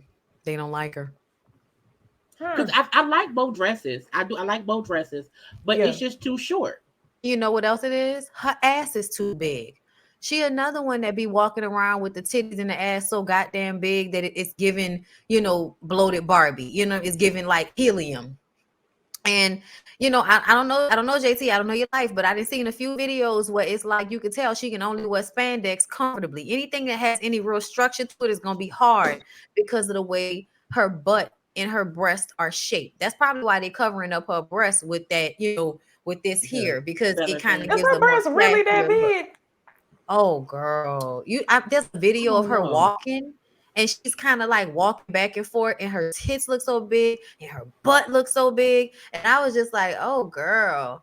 But the stylists don't like her. Carisha, her titty about to come out, but she still look good, but her titty about to come out. That don't fit her that well neither. There's too much top titty. Because she kept on going online saying, I was wearing black pants. Like, you was wearing black panties, yes. But But we see the pussy we lip on the still side see right the now. lip on the side. Like, Yeah. Girl, it's we for know sure on what the pussy side. lips look like. Mm-hmm. And they We was on had air, them. like live on air, Coochie Lip. I was like, girl, sometimes don't do that. So embarrassing. Get it off. Get it off. I don't want to do it anymore. I feel so bad for it because it's like on the Yeah, stage. that On the is so stage. embarrassing. It is. Oh, We God. then had Meg's At on least it was stage wax performance though, look. girl. Oh my Right. gosh. Meg's on stage look when I loved Meg's performance. I felt like she was like in her bag. She looked great. She performed great. It was simple, but still like exciting or whatever. And I mean, her body looks fucking amazing. Yes. What That's y'all why I think? said, oh my gosh. Oh my gosh. Yeah. This outfit is everything. I love it. I love the contours. I love the contours around the booty. I love the contours in the hips. Her legs look thick and muscular. She looked good. She looked real good. I love the Yeah, look in this her. is workout body. That's what this is. She been on that what is it, the high the The high what is D. it? the hottie workout plan or whatever that she been doing, Yeah, and that's it's what they got to do. definitely Come on. like it definitely did its job. She looks amazing. I remember when I saw it on Instagram, I was like, damn, bitch, you look good. Look at you. With just And nothing she on was but some moving around. I was like, yeah, come listen, I on. always love when she showed that she could still rap and twerk all the way down to the ground with the Megan These nigga endurance. I love it. Um, it's giving me and Party have a good time. I love how long the hair was with this look because it was like so simple. The shoes looked like she was able to perform comfortably, but she was still cute. Mm-hmm. I was here for all of this. This was all hot, and plus, I love that song. That Plan B song go hard. I And know, right? I love that she was able to perform. And I'm like, it was an amazing performance. It's like, you know what I'm saying? No, be no shade. Lastly, we have Lotto's on stage look, which was different. I feel like Lotto, but I feel like her face is gorgeous. I love the hair. I love the idea of her on stage look, but I feel like because something going on with Lotto's ass. I don't know if it's ass shots or I don't know what it is. I think her body still looks good, but I also feel like they are consistently trying to figure out how to cover up whatever her ass be doing. And sometimes to me that ruins the Oh. on stage outfit because I've seen her look great sometimes, but I'm like, I didn't like this. The pants just didn't make sense to me. Like from the waist up, she's amazing. But them weird ass see-through crystallized pants, I just didn't get it. And I also didn't like that. Like Meg rapped her whole time. Lotto was just dancing and like was barely lip syncing. Like she was barely saying the word to her own song. And I'm like, what you hear? Like I can watch that on YouTube. So you know what I'm saying? But I like again from the waist up, I think she was great, but not from the waist down. I'm looking at pictures of Lotto right now. Okay, she definitely did get a BBL. And how old is she? Young. They shouldn't have. She definitely Yeah, shouldn't I'm have pretty got sure no old. BBL at this age because your grown woman weight ain't even hit yet. Damn, she's Mm-mm. 23. Girl, I know for one of her. I follow her on TikTok. I really like her personality. Um, but Right. for one of her goals, she said something like she wanted to lose 20 pounds this year. So I know she probably thinking about it. Then she did another TikTok about how people were commenting on her weight or something like that. Or I don't know if it was a TikTok or if she commented underneath the post. Either way, I know it's something she struggled with. She looked good, but I was trying to find a picture to see if there was anything weird going on with the booty area. Couldn't find nothing. I like the pants, like the outfit from the front. This picture on the right side looks good, but from the back, it is kind of weird. And I don't know if that's the pose or what, but they need to do a better job.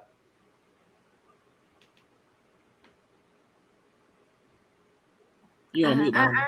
Oh, honestly, I don't even want to really say nothing because, like, I feel like I just finished talking about this, and they was mad at me because I told them they needed to just stop being lazy instead of going and getting themselves cut up and just work out. And they was mad that I said that, and then they was acting like I was being a hypocrite as if I went and got surgery or something. It was crazy. who said So that? basically, Really? somebody left me a crazy ass comment. I posted it on Twitter. Um, but I just be telling people that because I feel like from my own experience, like it's been so beneficial. So I just be really like trying to help people when I say that shit. And to get them to snap out of that this bullshit that Instagram does to them. But you know, do what you will. But I'm gonna say this. Y'all commenting about how she was out of breath. Y'all saying how she couldn't really perform the way Meg performs because she does not work out. So because she went and got her body done and did not spend that time working out and building up her stamina, she get on stage. I don't know what's going on with these pants at the bottom and the back here. I don't know what's going on there, but that looks a little weird. I don't know. But just the whole overall shape of it is giving, just causing me great dismay. And we saw her previous look and how she kind of looks a little stuffed. And you can get the fat sucked out of your stomach and put in your butt, but you still have fat in your arms and in your face and in your back and in your chest, and all the other places that you have body fat. So I just kind of feel like y'all can do what y'all want to do, but it would have suited Big Lotto to do what I be telling y'all to do, which is get on her little workout so she can get her stamina up and get her body down to a workable size for her so she can feel confident and she can perform her stage shows without looking like she can't, do it. Because it's for But sure you know, about don't do the what I performance of it all. Because like even when Beyonce first came out, she brought up how her dad used to have them running in on the heels Yeah, treadmill with Katina. heels to on. build up because it's to I build never up forget that. your performer. Like you have to like Yes. on stage, you're a performer. And it's hard. So I you just know, told y'all yeah. I was standing up talking and I was out of breath, let alone singing. Child. Well, let's hope she's able to fix it next time. But let's get into some TV chat, y'all.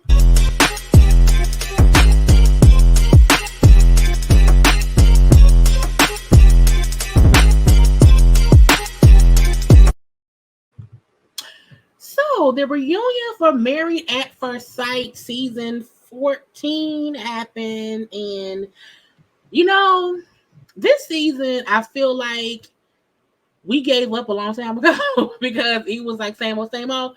But I don't think they need a 2-part reunion. But we got to catch up with each couple to see who's doing what. So let's start with Olajuwon and Katina. Now, Olajuwon came on acting like he watched the season. He realized how bad he was. He had to change his tone. You know, he was really extra, blah, blah, blah, blah. He gets she's a great woman, blah, blah. Gave her new wedding ring a big old rock. And Katina brought up how she felt like, at times she did question herself on if she was being stupid, but she also felt like they needed more than 8 weeks to like figure things out. And I mean, he said she his backbone, he loves her, she loves him, and they seem happy in this marriage that they're in. They're happy right now. I do feel like he seemed more relaxed, but I don't know if that's because he knew how much of an asshole he was and he had to calm down, or if seeing himself on TV really made him have to reflect on how fucked up he was. So I don't know because I don't know that man, but what I do feel like is she looks more happy now than she did during the season. You She think looked so? less. Yeah, I think during the season she looked like Who? depressed. Katina. Who? Katina. Katina. Oh, okay. I think during the season she looked depressed. I think during the season she was going through it. I feel like last night I think she looked less depressed. And I'm like, if she like it, I love it. But I mean, they say they're happy, so I'm leave that be. So I mean, they still together. So what y'all think? I share those same sentiments. If she likes it, I love it. But I still think that Olajuwon is full of shit. One of the moments that stuck out to me is whenever she got the ring, he's still doing the same stuff that he did on the show. So maybe that means that he lightened up by being less of an asshole, but his motives are still the same. You're still rewarding her by blindly following you. That's what he used to do on the show. And he's still withholding stuff in order to reward her and train her. So one of the things that stuck out was whenever she got the ring, she said, I love you. And then he said, I love you too. And we come to find out this y'all's first time saying that y'all love each other when the cameras come back around. Keep in mind, it's been 5 months since decision day. So at this point, y'all have known each other for 7 months, enough for you to go buy her a real wedding ring. And y'all are just now saying that y'all love each other in front of us. I don't know. Things might be better, or either it might just be better that y'all are living y'all's real life and you know that the bullshit that goes down, we ain't gonna comment on every single second. But yeah, that's a mess. I feel like Katina and her bang are giving Steph a wife. I think that she is doing what a lot of male identified women do. She's trying to defend her man, make him look good to the public, and he got ate the fuck up. So the lesson he learned is to put on a better front to the world moving forward.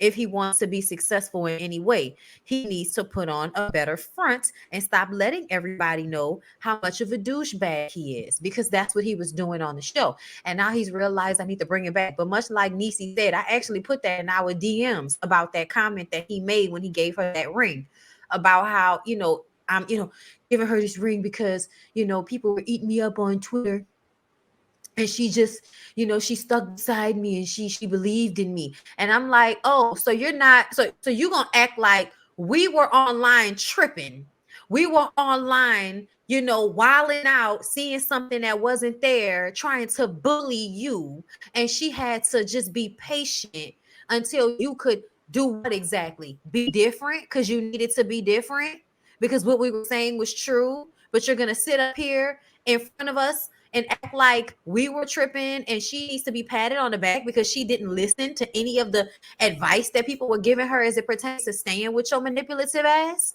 And you want us to believe that you changed for the better. Oh, now I just DoorDash. You knew that was an option then, nigga. You knew that then. I personally feel like this relationship is about what it looks like. I think they like being famous. I think that they realize that they can retain their fame if they stay together. So, in fact, Katina has now made herself equally as valuable as a white woman because she's giving him a level up by staying with him on this show. Because we all know if they stay together, that's way more opportunity down the line for them to be connected to this franchise and to this show and to come back and get TV opportunities and be extra. And that's why he took the position of acting like he got his shit together and counseling Lindsay's crazy ass and all of that. Okay. I think he's playing the long game and he sees how being with Katina can be beneficial. So why not? He on some bullshit. Let's move on to Alyssa and Chris. I felt like I didn't need to hear from them, but I guess we had to like read her too. So she came back making excuses, in my opinion, for her behavior. She claimed that she was, I was not in the right mindset. I was, bitch, whatever. I don't. She made me mad. You know what I'm saying? I came just for the right reason. No, you did not. She also brings up how she did not like him based on what other people told her. She also brought up how she did not find him attractive. And that she went on the honeymoon because she thought she had to. No, you wanted to go. And we see other footage of her talk about him and how she did not like the experts and said she hates the experts because they did not give her what she wanted in a husband. And that was Chris just like, look, at the end of the day, you know what I'm saying, what matters how you treat someone. You can be like shit. He said seeing the things she said on camera, which he did not know, he would have left sooner had he seen how much she dogged him out to production and to whoever else on the show. And it was not a hard decision for him to make. But had he known earlier what she was saying, he would have sooner. I felt like Chris paid her dust this reunion. I felt like he did not allow her to change the narrative. I think she came on and tried to wipe on her way into having anyone feel bad for her. I did not feel bad. I did not think that she had any mental issues. I think she fully believed like she was cheated away from a husband that she wanted when she never really gave him a chance at all. I feel like I won't say a horrible person, but I will say she's a fucked up individual. Yeah, it's like she just like, it's weird that she really felt like she was cheated out of something when what she did was she cheated Chris out of his experience. You know what I'm saying? Right. And she tried to make it seem as if, well, he didn't help this. I'm like, no, bitch, we saw the show. They showed everything that usually we don't get to see to make sure that we knew, bitch, it was you, it wasn't him. And I just feel like I just never ever want to see her again. Facts. Shout out to Chris. He is one of my faves from this entire franchise of shows now. He was very much saying, I do not fuck with her without saying it. Repeatedly, I do not fuck with her. He killed me whenever he said, y'all said we set a record. If I knew what I knew now, we would have set it even bigger. Record. Yeah, would have left fat. We would have broke a record even better than the record I broke. Okay. So shout out to Chris. I would like to follow him on Instagram and follow his journey because I really want him to find somebody. And then I forgot to mention a part about Katina and Olajuwon. That's because I don't review the show till tomorrow. But Katina and Olajuwon, did y'all peep how they put in the scene and they were discussing her giving him head during the show, even though they claimed that they didn't have sex the entire time? I did. And that made me feel. Remember who that was? Who was doing that? Clara and Ryan. Claire. Okay, yes, it was giving bird. I had her bobbing that head every other night to the point where her jaws hurt. And I'm like, Katina, you were promising him you were going to do that? Right, with nothing in return. So you were providing head and getting nothing in return until he felt like you deserved some penetration. Girl, when I tell you that nigga dick would have been dry, desert. Were you done with Chris and Alyssa Necey? Oh, Bondy. Okay, so I keep thinking I'm muting my phone and it keeps making noise. I don't know. Um, Alyssa, Alyssa is that her name? Mm. Alyssa, you are much like Elijah and Lindsay, where I feel like y'all have not learned a motherfucking thing from this process about who you are as people. Because essentially, y'all sat up here after everybody ate y'all ass up and said the same shit that y'all been saying. Excuse me. Alyssa, girl, that man did nothing to you for you to treat him that way. You were not attracted to him, and you thought that made it okay for you to treat him badly. And then you sat up there on the stage and said you weren't in control of your mental. And then you tried to make it seem as if you were not trying to stay in the house so that you could be on the show and take part in the group activities. That is exactly what you were trying to do. And then you keep trying to convince us that you're a good person. People who are good people don't have to constantly say it. They really don't. And they damn sure don't say it in response to conflict, because then it seems like a manipulation and not a fact. So if you are a good person, how about you act like it instead of acting like an asshole? You were still acting like an asshole towards him by not acknowledging how disrespectful you were. Girl, go Because on you think away that from she us. was talking. Do you think what she was? Do you think it's weird that after she watched the season, she still didn't like really address how she treated him? I think that was Not what weird was at She said weird it all. for was, me. It's in her she DNA. said it was her mental. Because even Mm-hmm. Elijah Wan acknowledged his bad behavior, but I feel like Alyssa just made it seem as if we didn't see what we saw. Yeah, at least Elijah said, yeah, I was tripping, but we just know he's lying to us. Versus her that can't even wrap her mind around lying to us. Like she Hey, can't can even somebody admit. get? I'm sorry. Can somebody get Tina C out the chat? Just remove her completely. It's been Who is it? conspiracy after conspiracy. I'm trying to make sure your video don't get flagged. Who is it? Tina C. If one of the mods can handle that, because I ain't got nothing to do with the discussion. We don't need no trigger words blocking her video.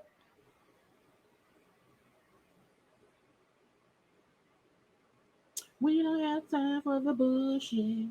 Okay. Let's move on to Jasmina and Michael, who I was not at all surprised they are not together anymore. I felt like the whole season we knew they were not like a match at all. I also felt like that was more because Jasmina did not want to be with him, not that he did not want to try to make it work. Um, 2 weeks after decision day, he told her he did not feel like he was getting what he wanted as a husband in the marriage. That there was nothing for them, there was nothing to hold on to because it seemed like she did not want them to work. I can see that happening because I felt like we kept saying it all season. Not that he was like not that he did not have his own flaws, but I do feel like she did not want that man as a husband. That's on her. She also brought up how after decision day, he only planned one day to come to her house. That she texted him every day for a conversation. I still feel like when you come on the show, you can't want to friendship this thing. Like I think both of them in some kind of way was like friends the whole time because he knew she did not want more. So I felt like even though she said she would text him daily or whatever for conversation, the fact that y'all are not moving together to try to be husband and wife didn't help anything. So I think they both have their own blame to play, but I do feel like blame may be the wrong word, but I do feel like she had more of the control as to why it didn't work than he did. I think had she been more open to liking him, they could have possibly worked out. But she was like, I don't want it, and she just stayed in that I don't want to stay. So yeah. What y'all think? I agree. I think Jasmina needs therapy. I think that Jasmina has a way of creating a barrier around her and comes up with all these different reasons as to why relationships won't work out for her when the issue really is her.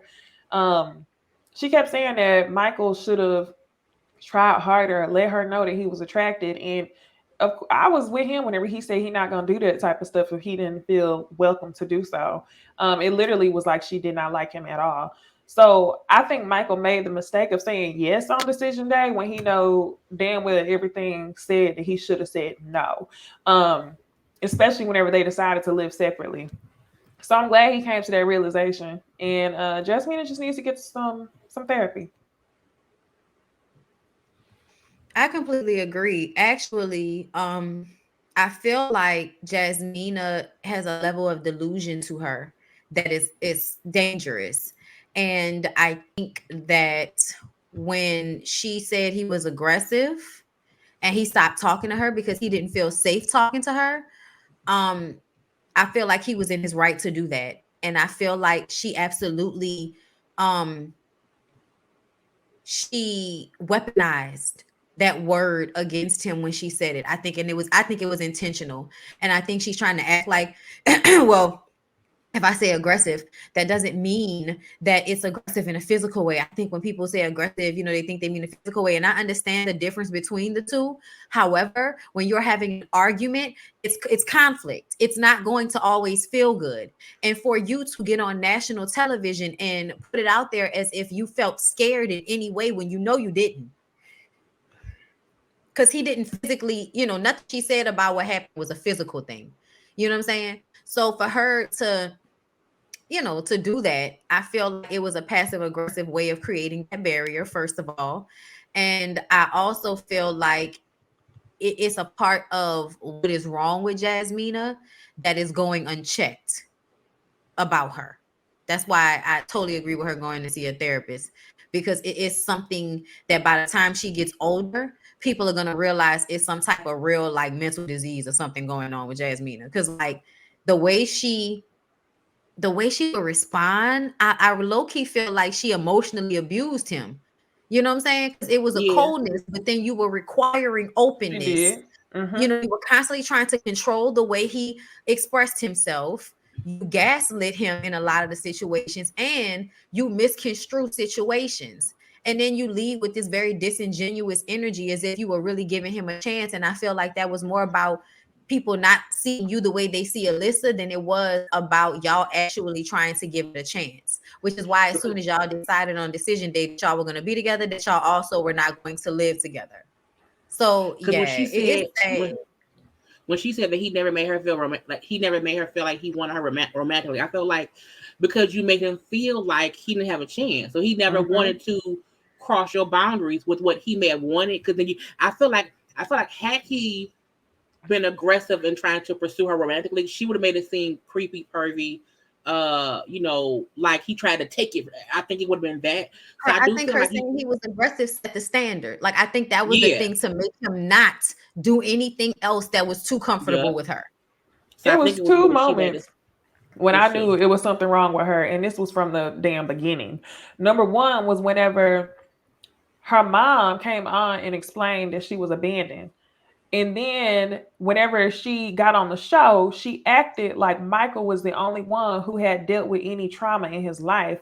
And then you sat there and had the guy recount seeing his dead brother outside while you sat there and waited for him to cry. Meanwhile, you shared no openness. So to me, that showed like you definitely have disassociated yourself from the trauma that you went through in your life, because you were whole ass abandoned by both of your biological parents at an age where you could remember. But you, for whatever reason, feel like Michael's the only one who needs to open up and get in touch with his traumas. That to me is just weird as fuck.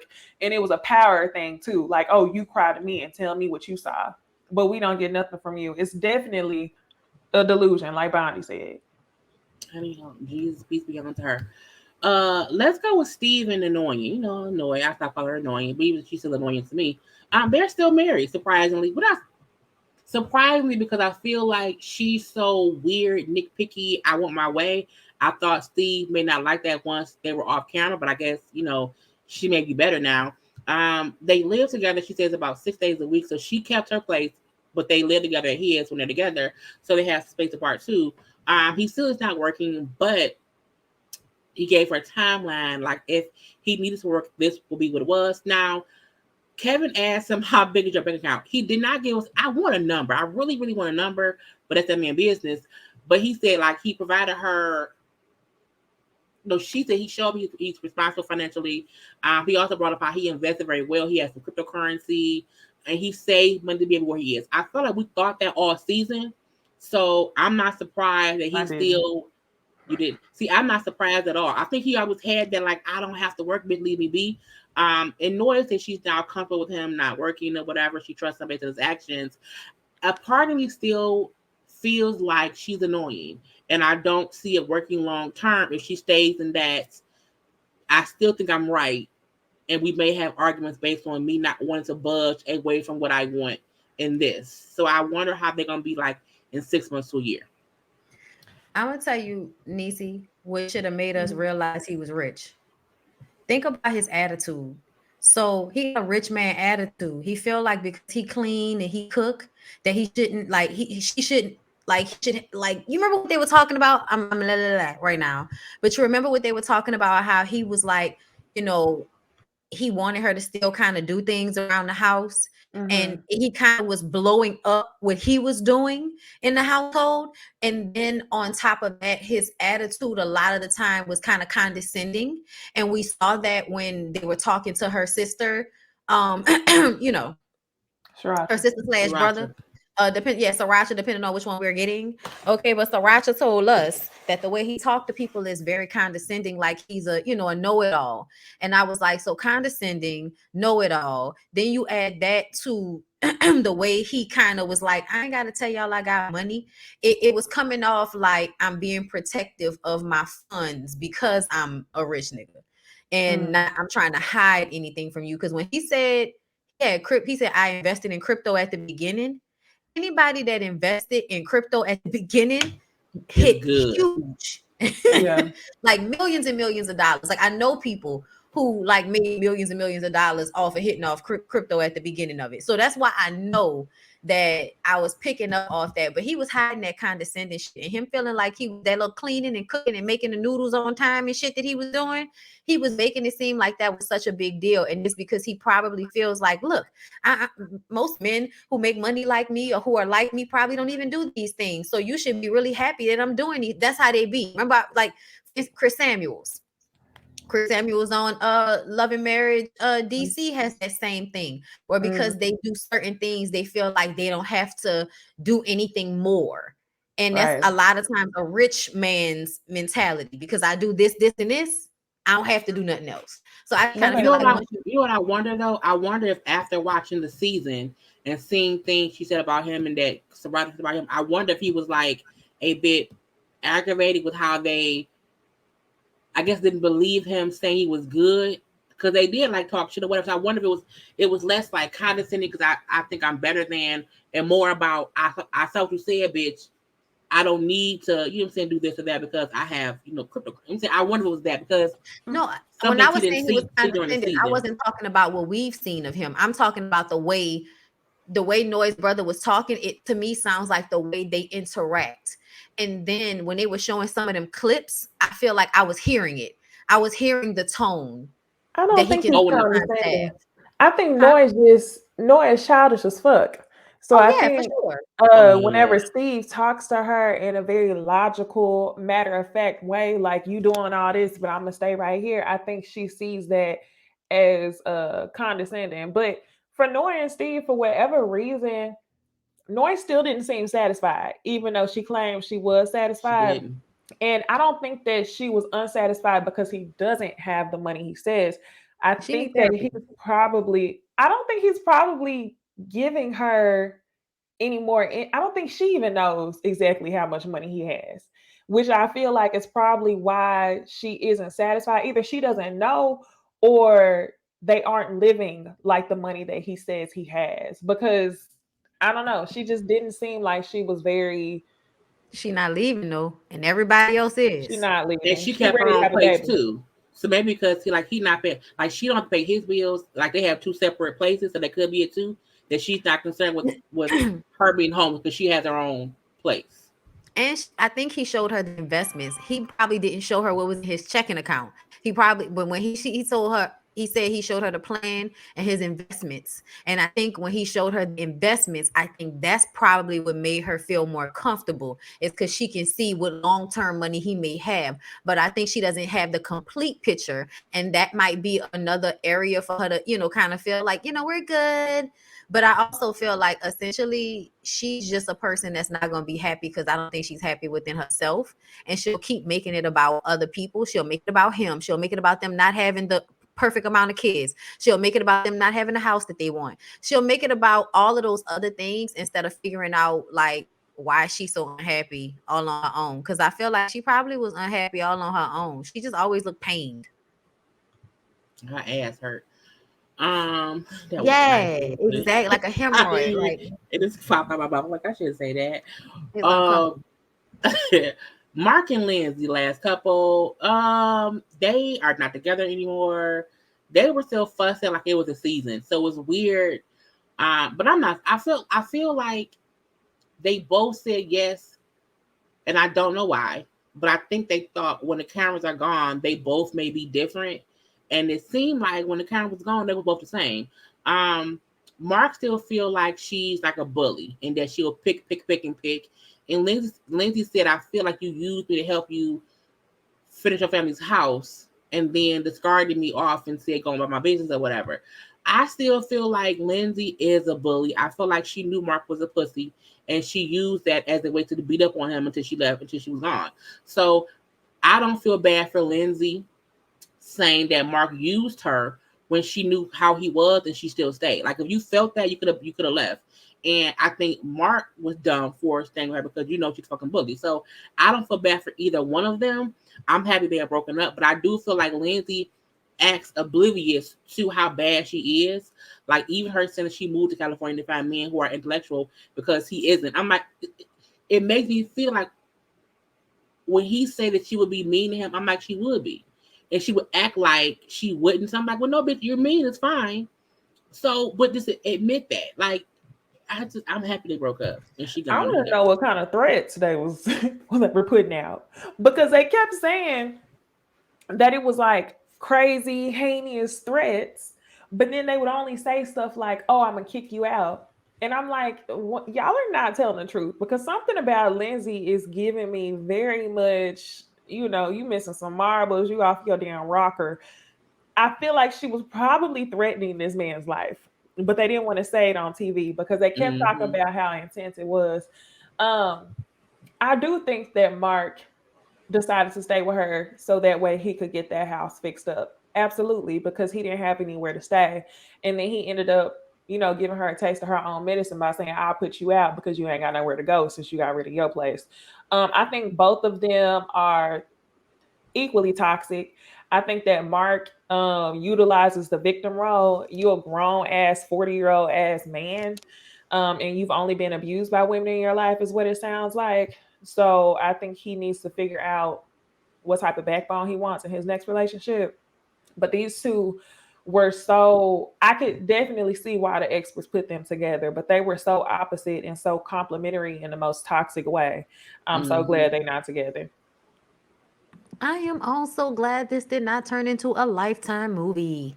It seems like she It may still poisoned be. him, and it seemed like he would he'd pay somebody to kill her, and then she would poison him, and then she would still end up getting killed by the person who he sent to kill her. Like it seems like that type of Lifetime movie situation with the two of them.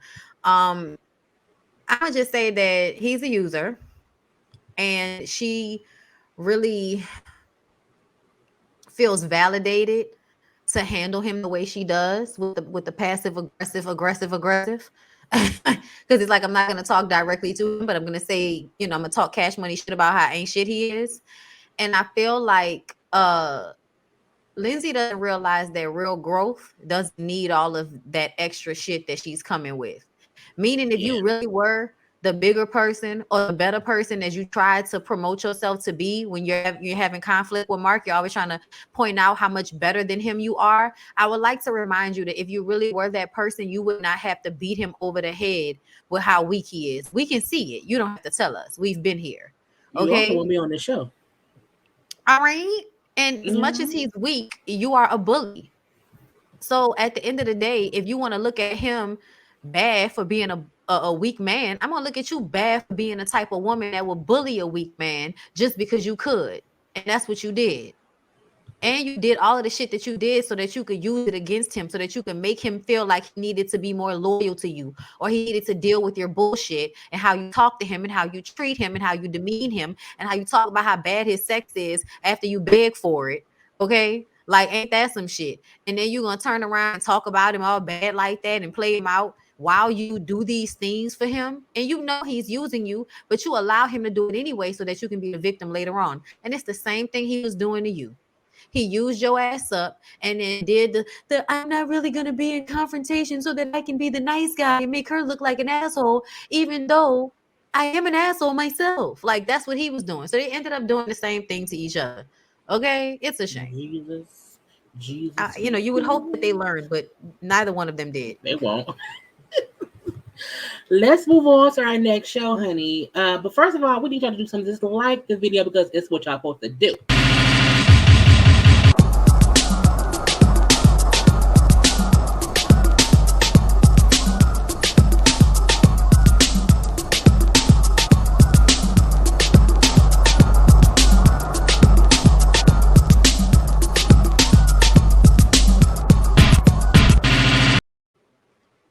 I want to get body shaking.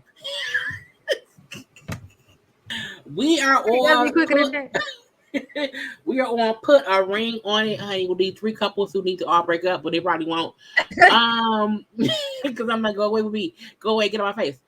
Let's start with Otis and Charlie, because the episode picked up where Charlie was picking if she wanted to date the guy again, and she said, "I do not want a date with a boy because I feel like he wants to take me from Otis, and I don't want that kind of energy in my situation." And Otis' reply was, "I feel like the old boy might have felt like or looked at her like she was a weak woman who can be taken from someone else."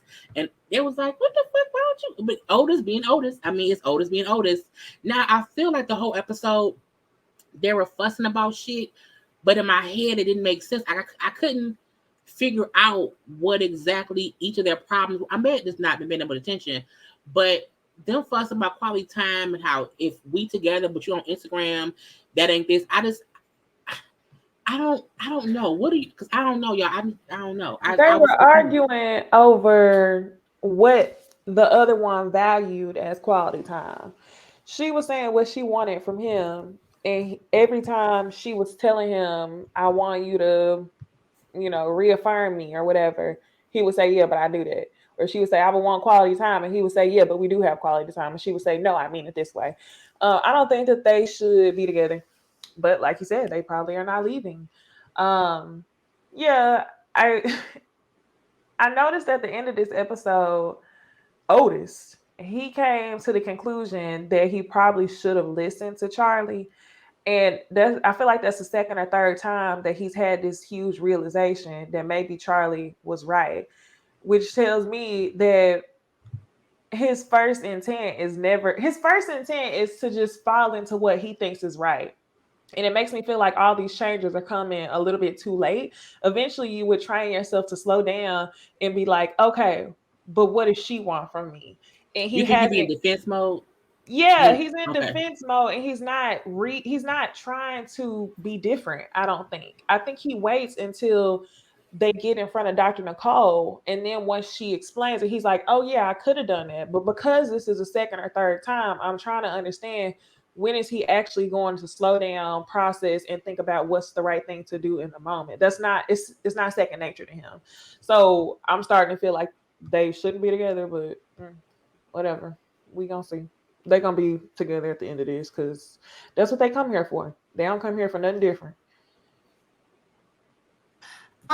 For me, I said the same thing. I don't think that he is genuine. I think anytime he's telling her that he wants to do something different, it's a manipulation to keep her. It's not because he actually wants to do it, because I don't think he basically was saying that anytime she tells him that she's bothered by something in their relationship, he doesn't believe it and he thinks she's just complaining to complain, which when you think about it, That's stupid. Like, I know women do that, but essentially they really don't. Like, usually most sane women like Charlie, who, from what we've seen, okay, will complain about something that's actually bothering them, and men will just ignore it. And so the women will just kind of be on repeat with the complaint over and over and over again. And there's never really any resolve until either she just gets resigned and lets it go, or she leaves. Okay. It just depends on the type of woman she is. So I think he thinks he can tire her out. And that's why I said, I think he found her, thought that she was impressive, and wanted to break her down, almost as if it was a badge of honor to find a successful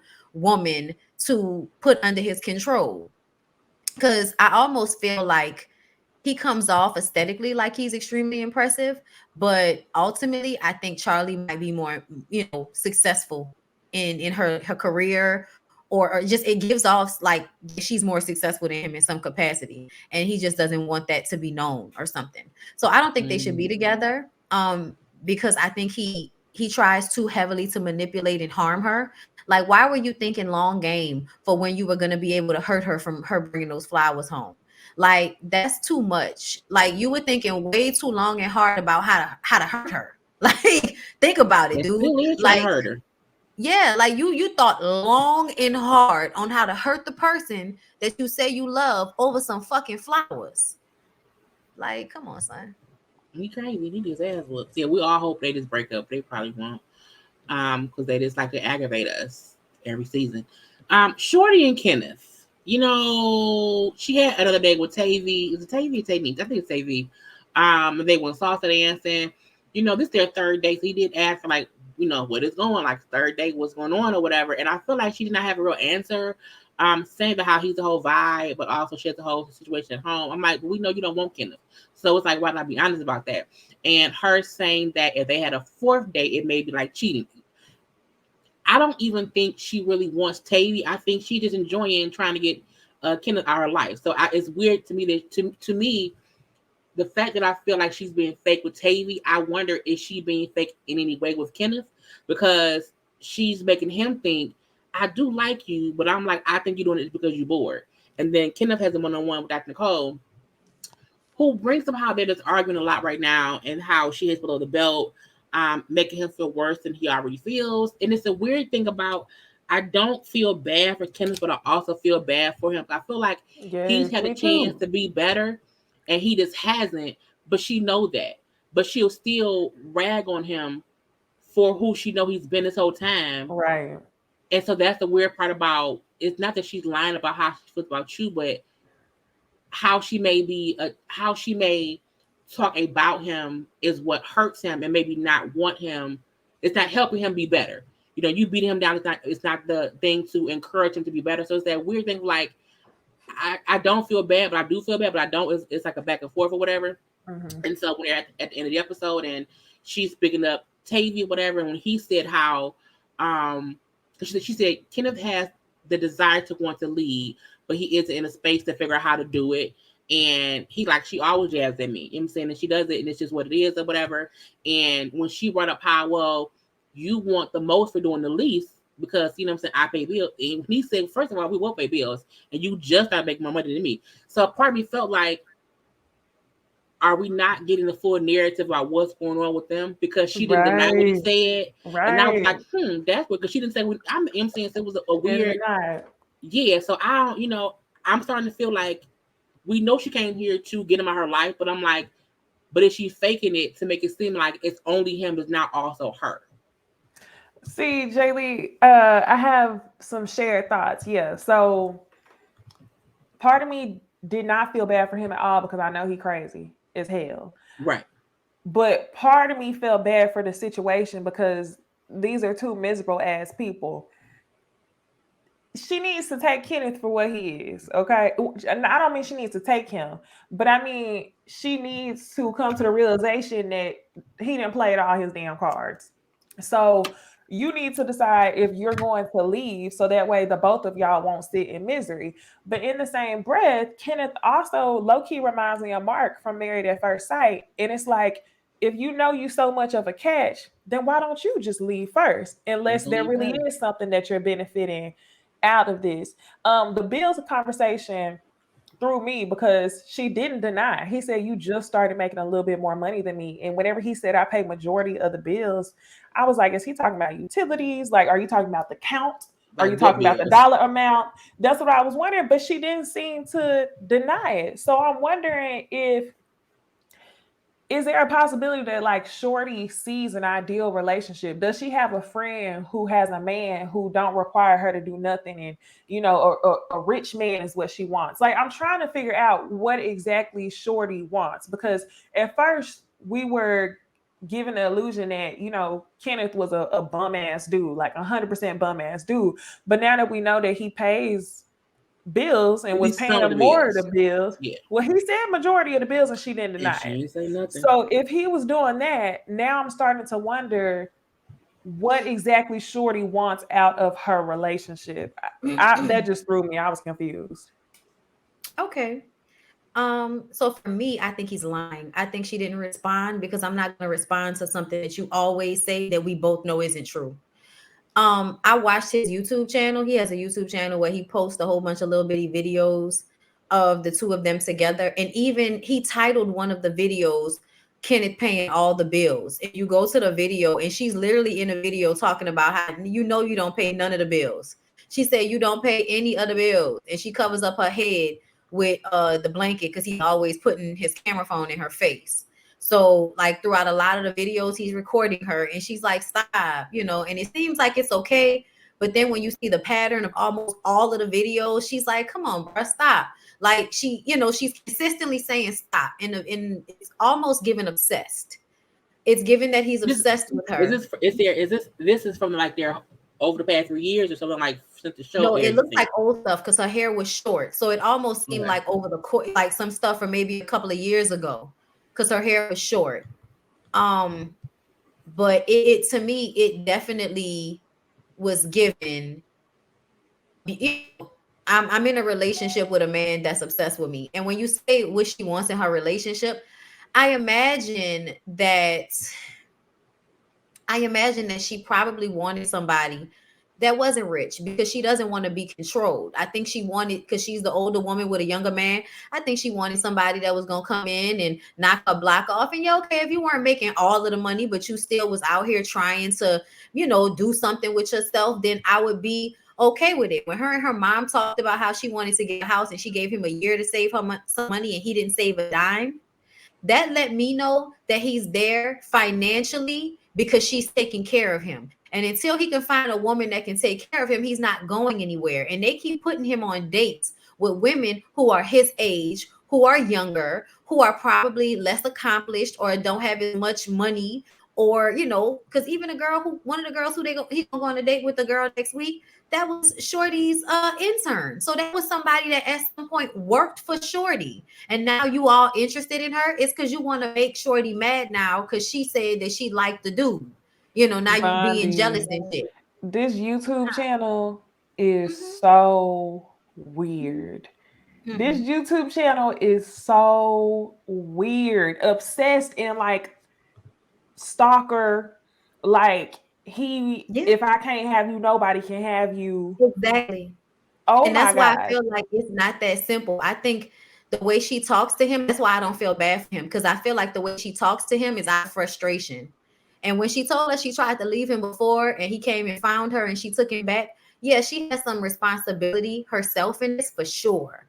I think she absolutely in some way enjoys the toxicity of the obsessive relationship because it does have its moments where it feels good for somebody to be obsessing over you like that and to be, making you feel like you're all they think about. But when you're a grown woman at some point, you want a nigga to have their own shit going on.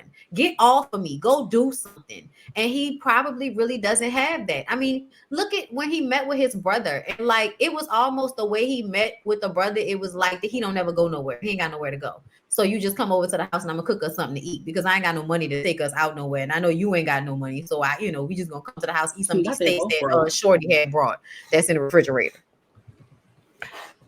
I mean, I could be wrong, but I want to see sound about right. Now that I've seen the old videos, I want to see the reunion. I want to see what's happening with them. Y'all need to go look at the old video. In these videos, this man ain't got no haircut. It looked like she found him found him. Okay, But don't see, that's the make kicker me though. If the feel bad. old videos make him look like he's a bum, then why would she think that he was? You know what I'm saying? Like, it's the She weird thing. Like, knew. it's like, What you mean? What you think she thought? I think if her thing was he told me he was this other person, because I haven't seen the YouTube videos. But if he looked like he was maybe not, the most put together, if she did it from the beginning, then why are you now making it seem like you were fooled if he looked like a piece of shit then? I don't think he looked like a piece of shit then. I think he know how to clean up like a lot of men know how to clean up when He they trying to did. trap a woman. He did look bad. He looked bad to And me. I think he got comfortable. No, I mean, like he looked bad back then, but we don't know what he looked like on their very first date when they first went out, and he was acting like he had something that he didn't have. Remember, she was like he put on like he had what he didn't have, which makes me feel like he a fucking scammer. He know how to look like he got something when he really don't. And then you get these poor little women dickmatized because it ain't hard. If you know your dick game is off the chain, all you gotta do is fuck her up a few times, and she gonna be addicted to the shit, especially if she been out here not getting no dick for a minute. So I think he got her digmatized, and then she thought that he had potential, like a lot of women, and thought that she could work with him, and probably gave him chances to get his shit together, and he never did. And then she left. And then what did he do? He did the psycho stalker thing, and she thought the shit was cute and took him back. So she immature too, for sure. But I don't feel sorry for him. Not at I just all. hope Not even a little bit. I hope they both break up. But let's move on to Shay and Alfonso because this is bad as well. So Shay said, I'm gonna stop trying to control him. I'm gonna stop trying to give him rules. I'm gonna allow him to write his own narrative, as Dr. Nicole said. But then when the day came to know, she gave the girl rules. I feel like, how can you say that you're going to allow him to date without you interfering, but you then go talk to her and say the same thing you would have said to him? So I'm like, Shay is on bullshit.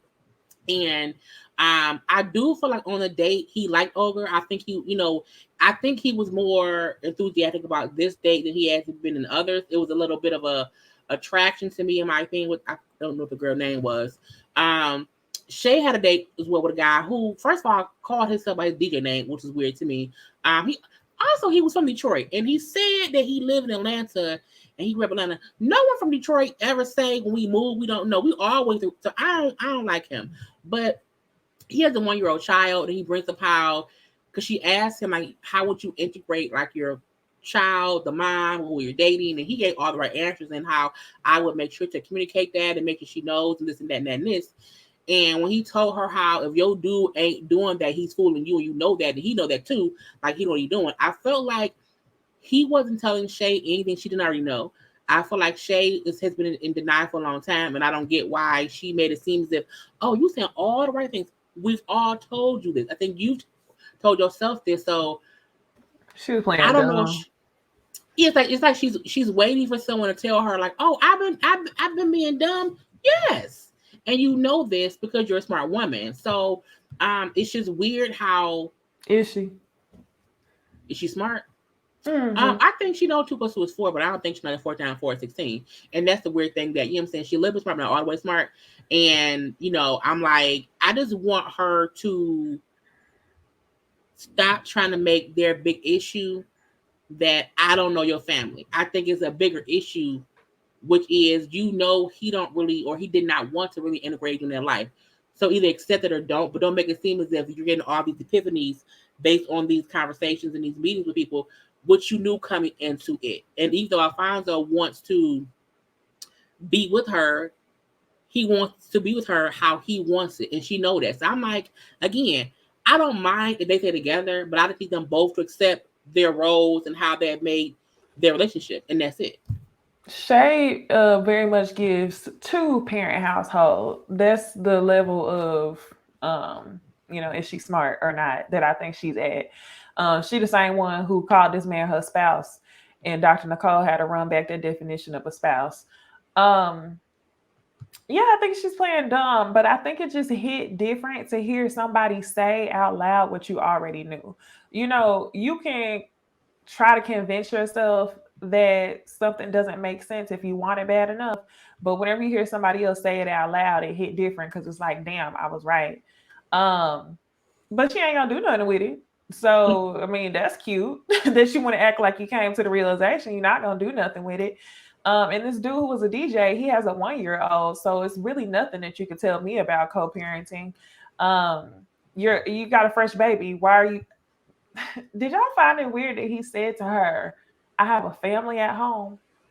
And then said that he had a Yeah. 1-year-old. So then that made me question, do you still live with your baby mama? What does he mean? I have a family at home, but then you have a 1-year-old. You have a son at home, or you have a family at home? Like, what you talking about? So yeah, Yeah, she that ain't was gonna do weird. nothing with it. And then she got to the point to where all couples do on this TV show. I kept the first time I described this, I think it was like 2 seasons ago, where the couples get on the show, they want to do the work at first, and then they realize they only have a couple of weeks left. They want a ring so bad, like when you work at a fast food job, you stand on the clock with the broom in your hand, but you really ain't sweeping nothing, just look like you're taking up space. That's exactly what the fuck Shay is doing by trying to act like she's on her best behavior, because now she can see the ring right in front of her. So she gonna try to act like she got her shit together. Fonzo gonna act like he gets his shit together, so that way they can be peaceful until she gets the ring, and they gonna go back to the same routine. Sounds about right. So I'm over Shay and Fonzo because I feel like essentially you want to be like young and dumb. You want to fight and argue over this man. You want to do all of this because essentially, I think what a lot of women figure out about men is that men need hard ass boundaries, meaning that if they feel like they could play with you, they gonna play with you. And she never is steadfast in learning the lesson. She'll act like she learned the lesson, but she'll always end up showing that she's the same person. She just wants him to validate her constantly instead of realizing that if you're not going to give me what I want, then I guess I don't need to be here. All of these chances, all of this time, all of these conversations, it's stupid because Fonzo is just going to keep laughing at you and doing whatever the fuck he want to do. So if she doesn't see that, she can do better and she can get a rich man that won't put her through this, somebody who will cheat quietly and still make you the main girl. That's what she's asking for. She's asking, make me the wife, put me up, make sure I come first, do what you're supposed to do, answer my phone calls, and keep these hoes in their place, and you can do what you want to do. But just make sure these hoes know their place. And he is laughing at her like, girl, please. I'm going to do whatever the fuck I want to do. And if I don't want to check a bitch, I ain't checking a bitch. Now what? Like, that's basically how he be playing with her. So I just kind of feel like that's what she want to be at. So that's what she going to do. Leave her where she is. Speaking of leaving folk where they is, let's move on to our next show, which we thought we were done with, but it's back again. Basketball, heifers and hoes and girlfriends and exes, because there's not many wives. It's really not many wives. There's two wives. Jackie's a wife and Brandy's a wife. Everybody else is either and then Malaysian and Jen are ex-wives. Other ones are just ex-girlfriends. So I'm like, I really don't like the whole name basketball wives because they're not really wives. Did Duffy ever date anybody in the league? I didn't think she ever did. Yes. She did? She Oh. dated, I Her original believe, baby daddy, I believe. yeah, was a basketball player, if I'm not mistaken. So it was always been basketball girlfriends. Really not wives. Even Shawnee was an ex-wife when the show started, but I'm gonna leave that be. I felt like the show, so overall for the show, it was a different feel.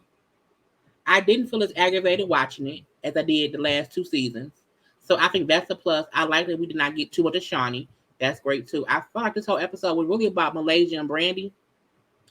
We did see Doug and Jackie get married for the 26th time at a wedding with them fake guests, which is on them. I don't think that was for the show for sure, because I'm like, what was your son and what was the dark skinned daughter? So that was weird to me. Even Malaysia having a conversation with Jackie about her ex-husband, who she's been. I don't think Malaysia, they were even really together when she first came on the show.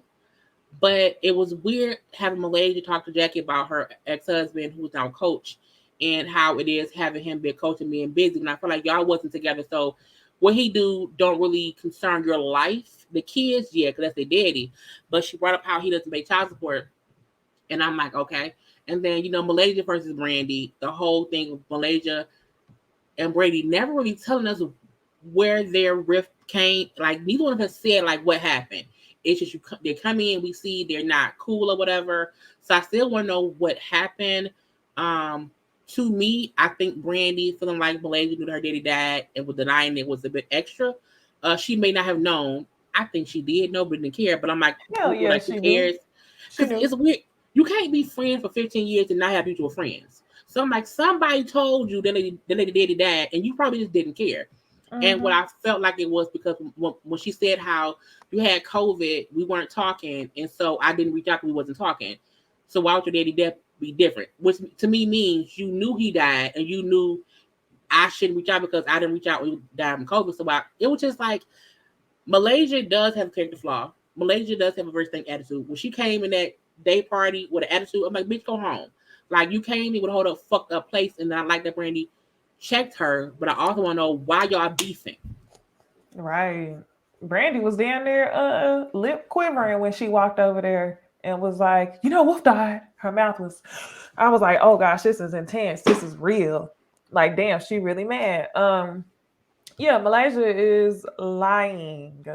And I think Jackie's all the way right whenever she say that it's more than what Malaysia is putting on.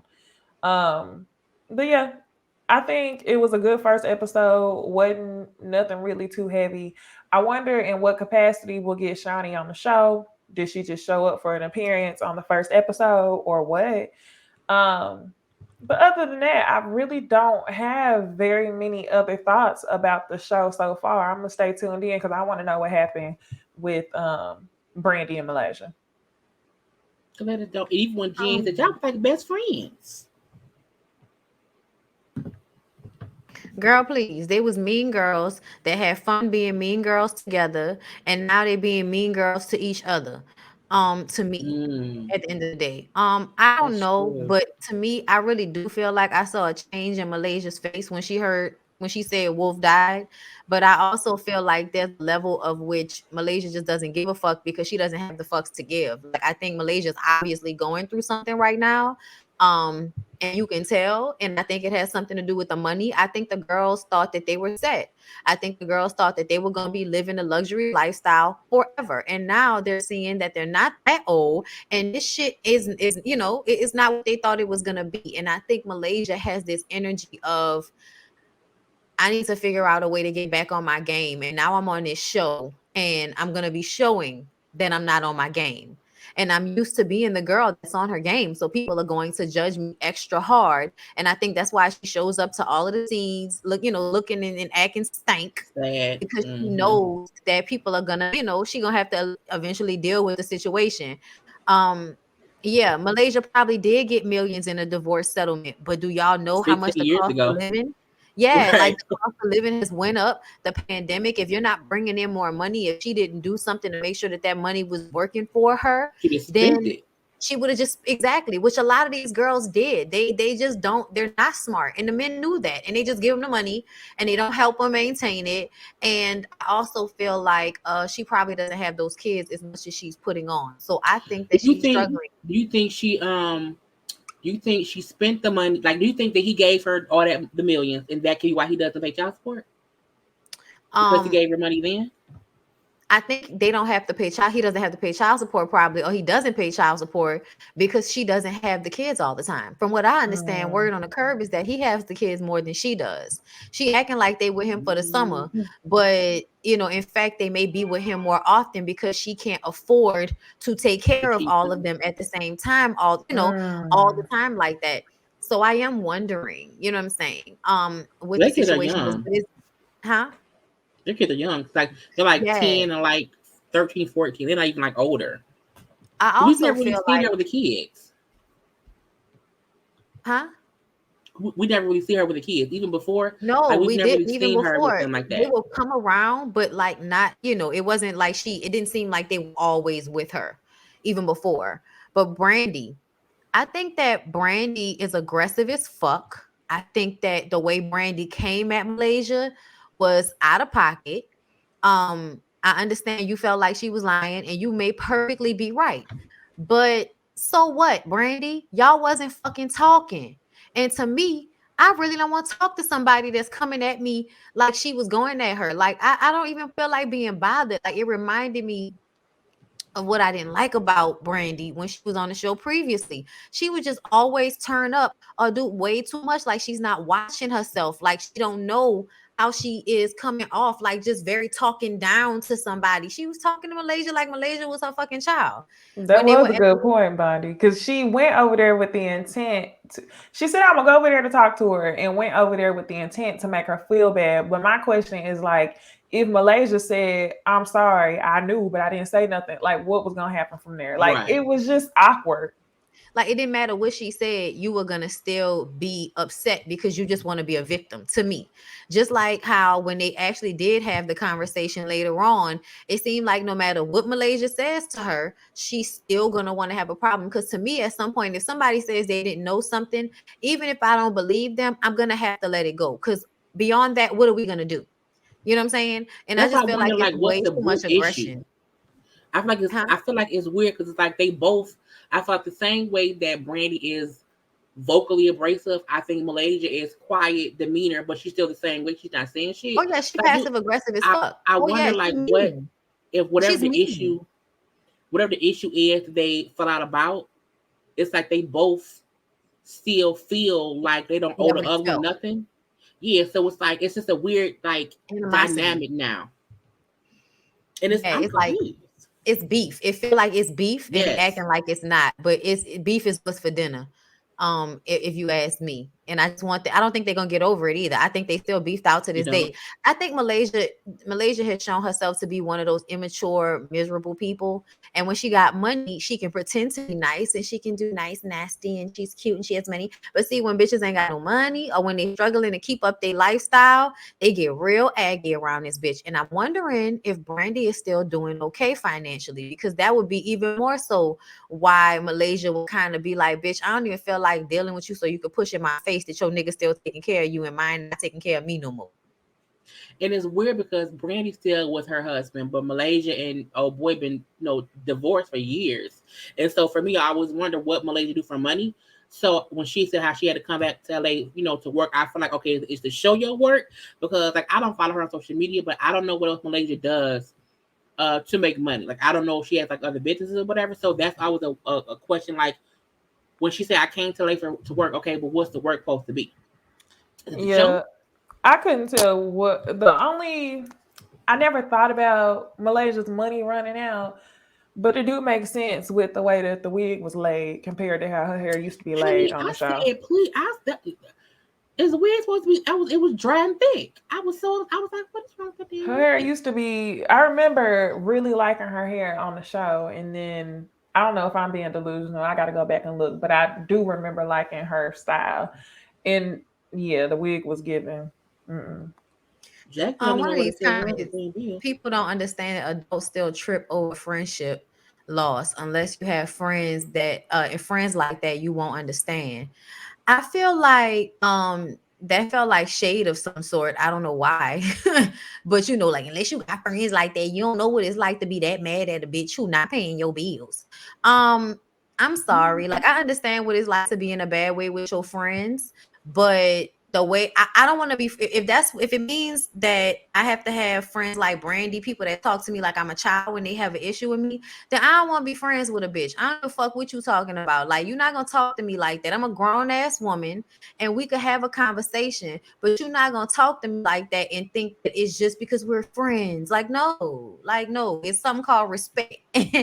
You know what I'm saying? But you know what else I thought it was? I think how they both said they had not talked in 3 years. I think so in my head, I feel like if there's some kind of beef or issue and we ain't talk, it may not be nicey just yet, because we still holding on to that issue. So I hope they're first getting out this frustration shit. Okay, get that all out. Fuss, argue, bullshit. And then once that has kind of died down, then maybe more, constructive, more not constructive, but more nice conversations about what the issue is can happen. So I only get this because I'm like, if I ain't talked to you in 3 years and I've been pissed, you're gonna get that energy because I ain't said shit to you. Exactly. I just hope and that's what I'm saying. Like going. if Malaysia is down here, why are you up here? Like, you know what I'm saying? Like, to me, just ego wise, I wouldn't be giving somebody all of that if they Girl, yeah, I barely want to even speak to you. I'm not gonna go and give you all that emotion. You know my dad's side, right? While you're sitting here acting like you don't care about me. You know what I'm saying? Like it's just no. I'm not doing all that. I'm sorry. I don't care. Yeah. And Malaysia has a boutique. I just looked it up. Oh, do she? Online boutique called Vanity. So Vanity something 10. And it's like she by Sheree. Oh Yeah, no, joggers. It's joggers and stuff like it that. does Is well, it for but real? you came out with a line. Yeah, it is. It's no shade. I'm saying girls would. Oh yeah, like I understand what you mean. Like when you say like girls treat their friends. You know, some girls be with their friends how they be with their men. Um, and I get that, but I don't necessarily feel like that's healthy either way. Like I'm gonna say that. Like I think whatever. Hell no. Yeah. Mm-mm.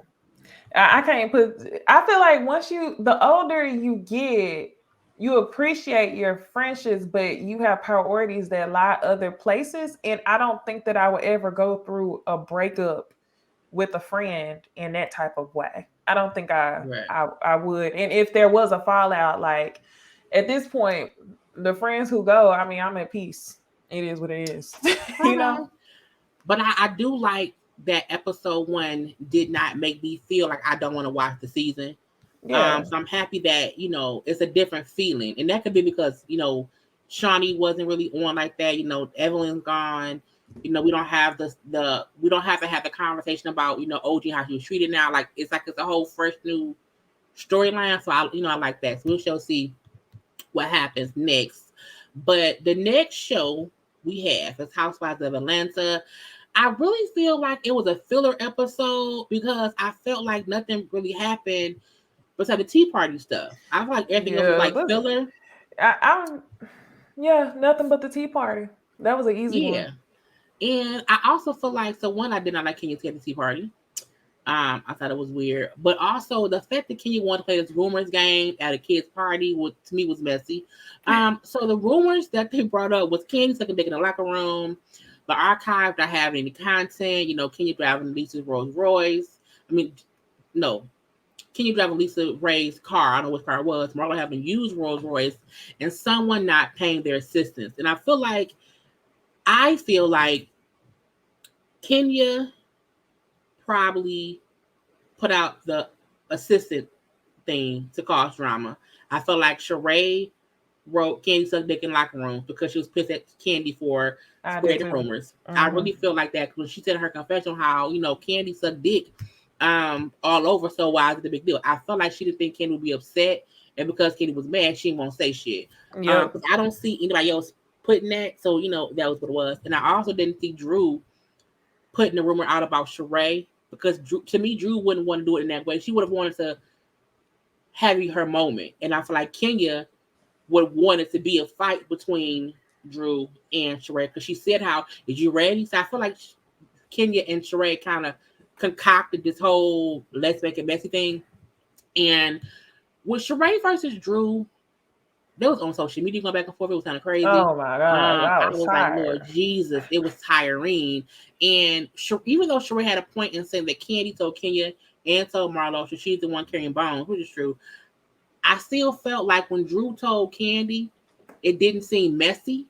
But I think the fact that Drew did not go back and talk to Sheree is the issue. And Candy telling other folks is the issue.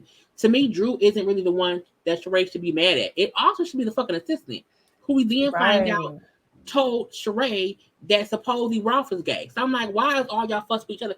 Get Anthony ass in here and go off on him, because he's the one telling both of y'all shit about each other.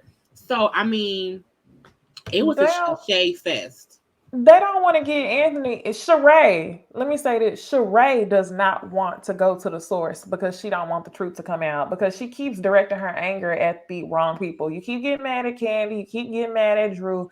And it's like, yeah, maybe Candy shouldn't have went around talking about it. Maybe Drew should have came to you.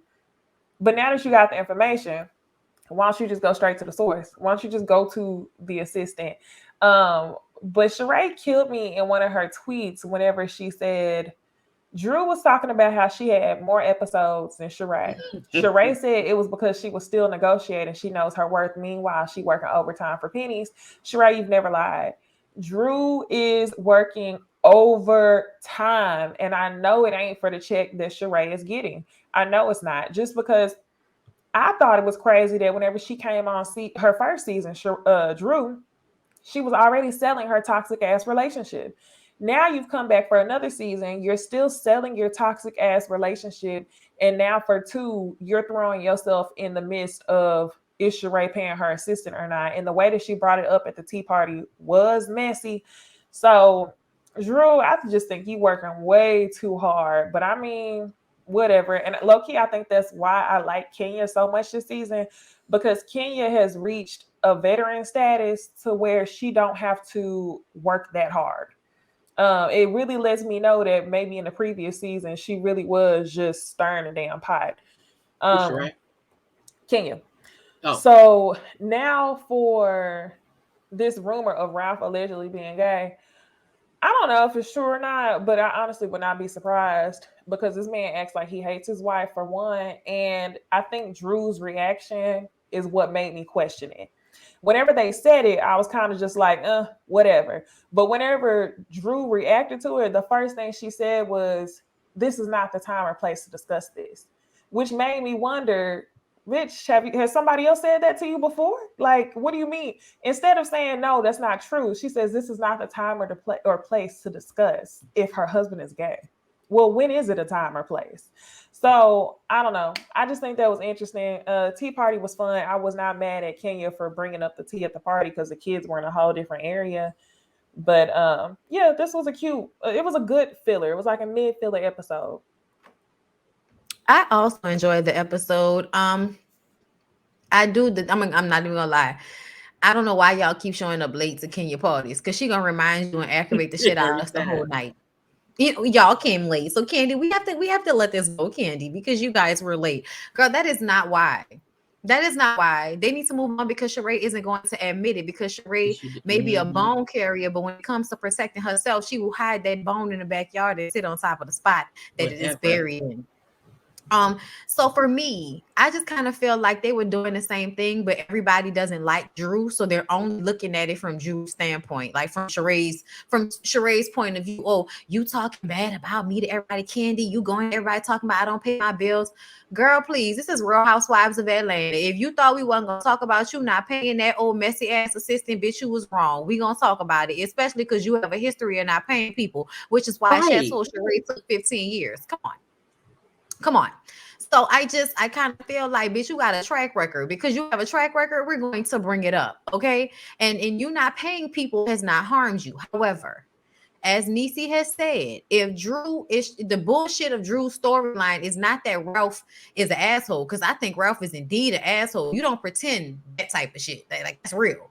I think that it may be that he's, he's doing other things. He's doing other things. Not the head nine. He's doing other things. I think she was triggered.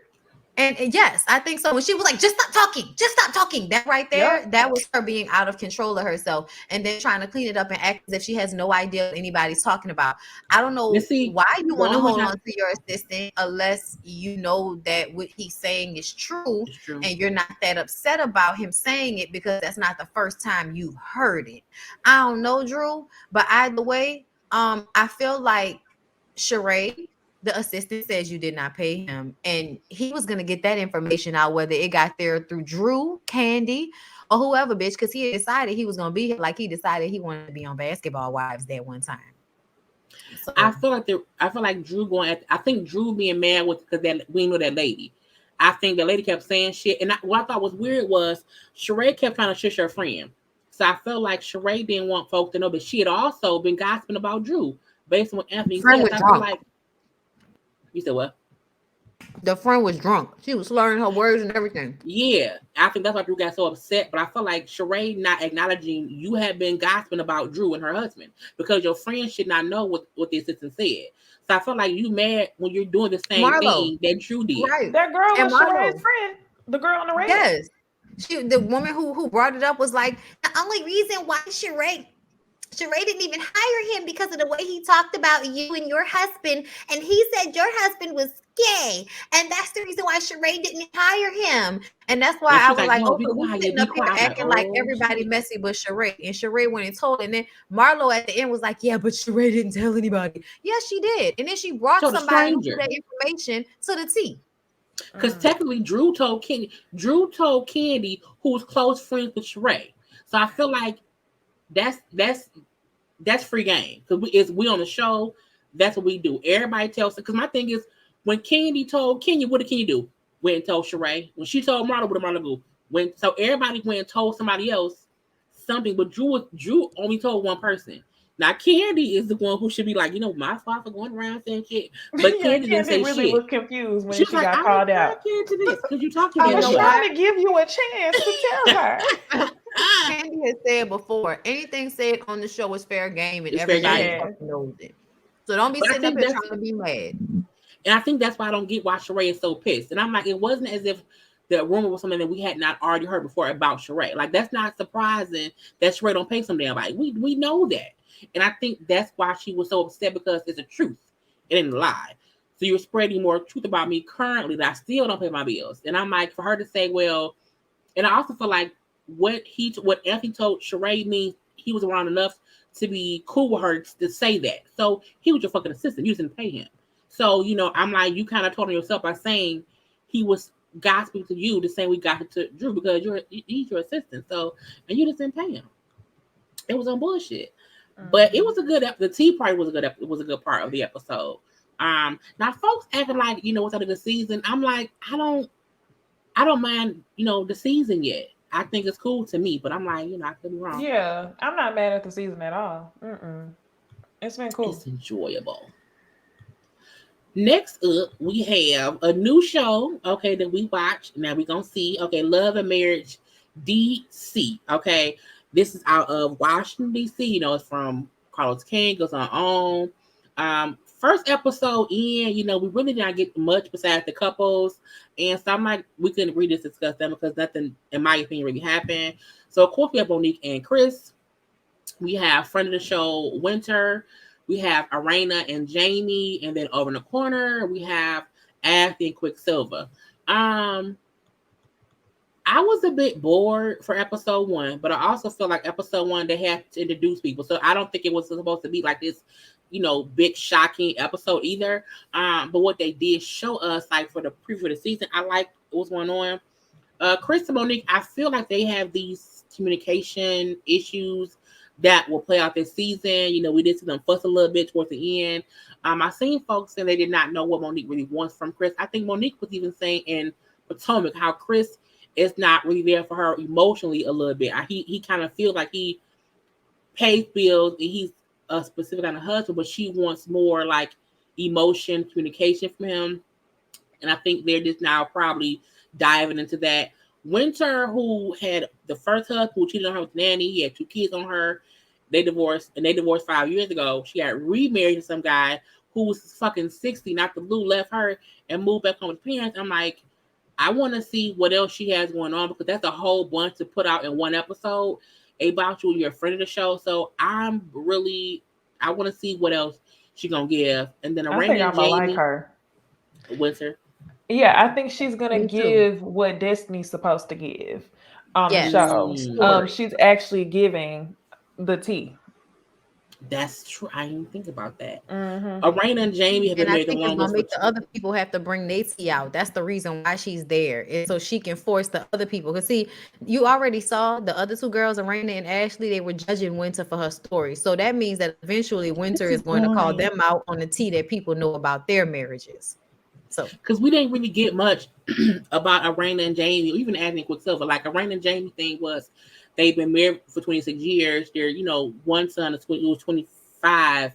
Is at odds with the daddy, and I'm like, but what else do we have? And then with Ashley and Quicksilver, how she wants to be more than just his wife and the kid's mom, and she wants him to be home more. So again, I felt like this episode was more of a introduction to the cast than an actual episode. But how did I feel about the first episode?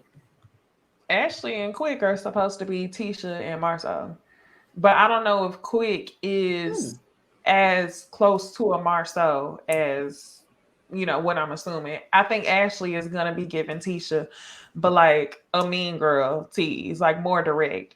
It's something about Ashley that I just cannot warm up to just yet. And Arena, I feel like it's supposed to be Kimmy. She's supposed to be the mature one, get the girls in line, come to me for advice, that I type of can stuff. see that. Yeah. I don't know. I don't know. The scene with her son, that was a damn note. Like, I just have to keep saying that. He was down there buying a Altima. I mean, not Altima, whatever that was. Accurate. I don't know, whatever. He's 25 years old. I want to know more about that story because they kept making it seem like he was a little boy. Um, yeah, I think I'm gonna like Winter. I said that. I said that. Okay, Monique and Chris. I'm nervous about seeing more into the lens of their relationship because I feel like I might not like Chris the longer I see him on the TV screen. And that's what I'm nervous about. I really do not want them to come on the show for me to dislike Chris. Like, for some reason, something is telling me that Chris is going to be the man on this show that's going to be most similar to Marceau. That's it. I think okay, so I think my assessment of the situation was correct. If y'all were confused, let me go ahead and break it down for y'all.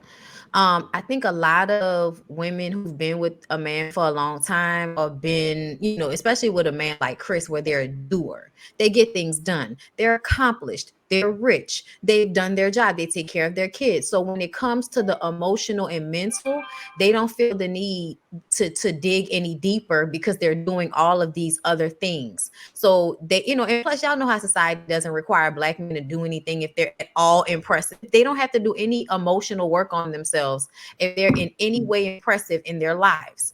And Chris is extremely impressive as a man. Not only was he good in football, and you know, like he said, he was with the same team for 10 years, captain of that team several times. Like that shit is not, that's not a run-of-the-mill football career. And then he got out of it and invested so well that they are set up, you know what I'm saying? So they're not coming from money that can, you know, disappear in a moment's notice. You know what I'm saying? So I think because of that, he's not going to dig any deeper. And Monique is a real woman, a real person. So she's not going to be a trophy wife. She wants the passion. She wants the attraction. She wants the energy. And that requires him to do some more digging as far as who he is as a person and what he wants. And if he's not willing to dig any deeper, then they're not going to get any deeper in the relationship. And that's what it requires long term for it to stay.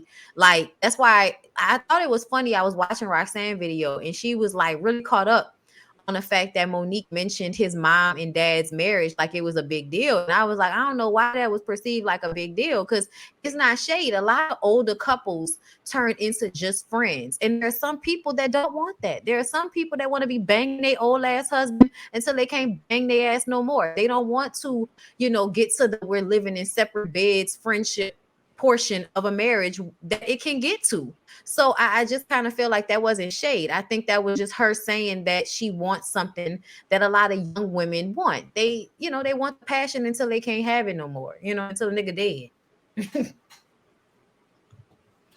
What about the other couples? Anything or no? Oh, Ashley and oh boy, I agree with you, Necey. It's not connecting there. And in Arena and Jami, oh, I feel like Jami gonna be something else when we really zero into it. The other one, the DJ too, especially the DJ, because I feel like both of them kind of talk to these women like they're stupid or something, like saying that the career that they have is a sacrifice for their family. That's bullshit. Y'all career is y'all shit. Y'all love y'all career. Y'all love what y'all do. So don't act like you being out all times of the night is this big sacrifice for your family so that they can no. That's something you want for you, and then you get to pay for a lot of things for your family that help you feel better about not being there all the time so you can chase your dreams. But y'all don't want your women to chase their dreams, because then that would require you to have to help in the household or with the kids in some capacity, and you don't really want to do that. Or You don't want her to really know what's going on out in the world, like you said, Tisha Marceau. But the older couple, even though it might come off like it's Kimmy and Maurice gives me I was a hoe and I'm a reformed hoe. He gives me I might still be a hoe. We'll have to wait and see for this season. But it was a good first episode. I hope, next one is more than just like introduction shit.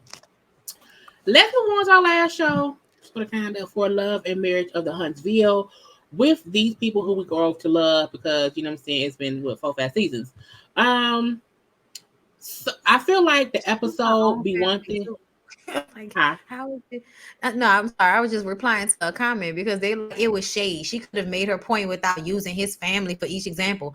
She didn't use her family for each example. His family. She used her family for one, and she used his family for the other. Like, I guess, y'all. I feel like y'all don't like Monique, and so anything she says, especially as it pertains to her husband, y'all gonna act like she is tripping out as if what she's talking about is not something that a lot of women in long-term relationships with their men go through. Like it's something that you go through. So but yeah, go ahead.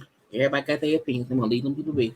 Love and Marriage. I feel like so much happens on the show, but then so much more happens on social media. It's like so. Ooh, just how hard it is to just keep up with the show, Twitter shit, IG shit, live shit. It's so much. But Destiny versus Stormy, the aftermath. You know what I'm saying?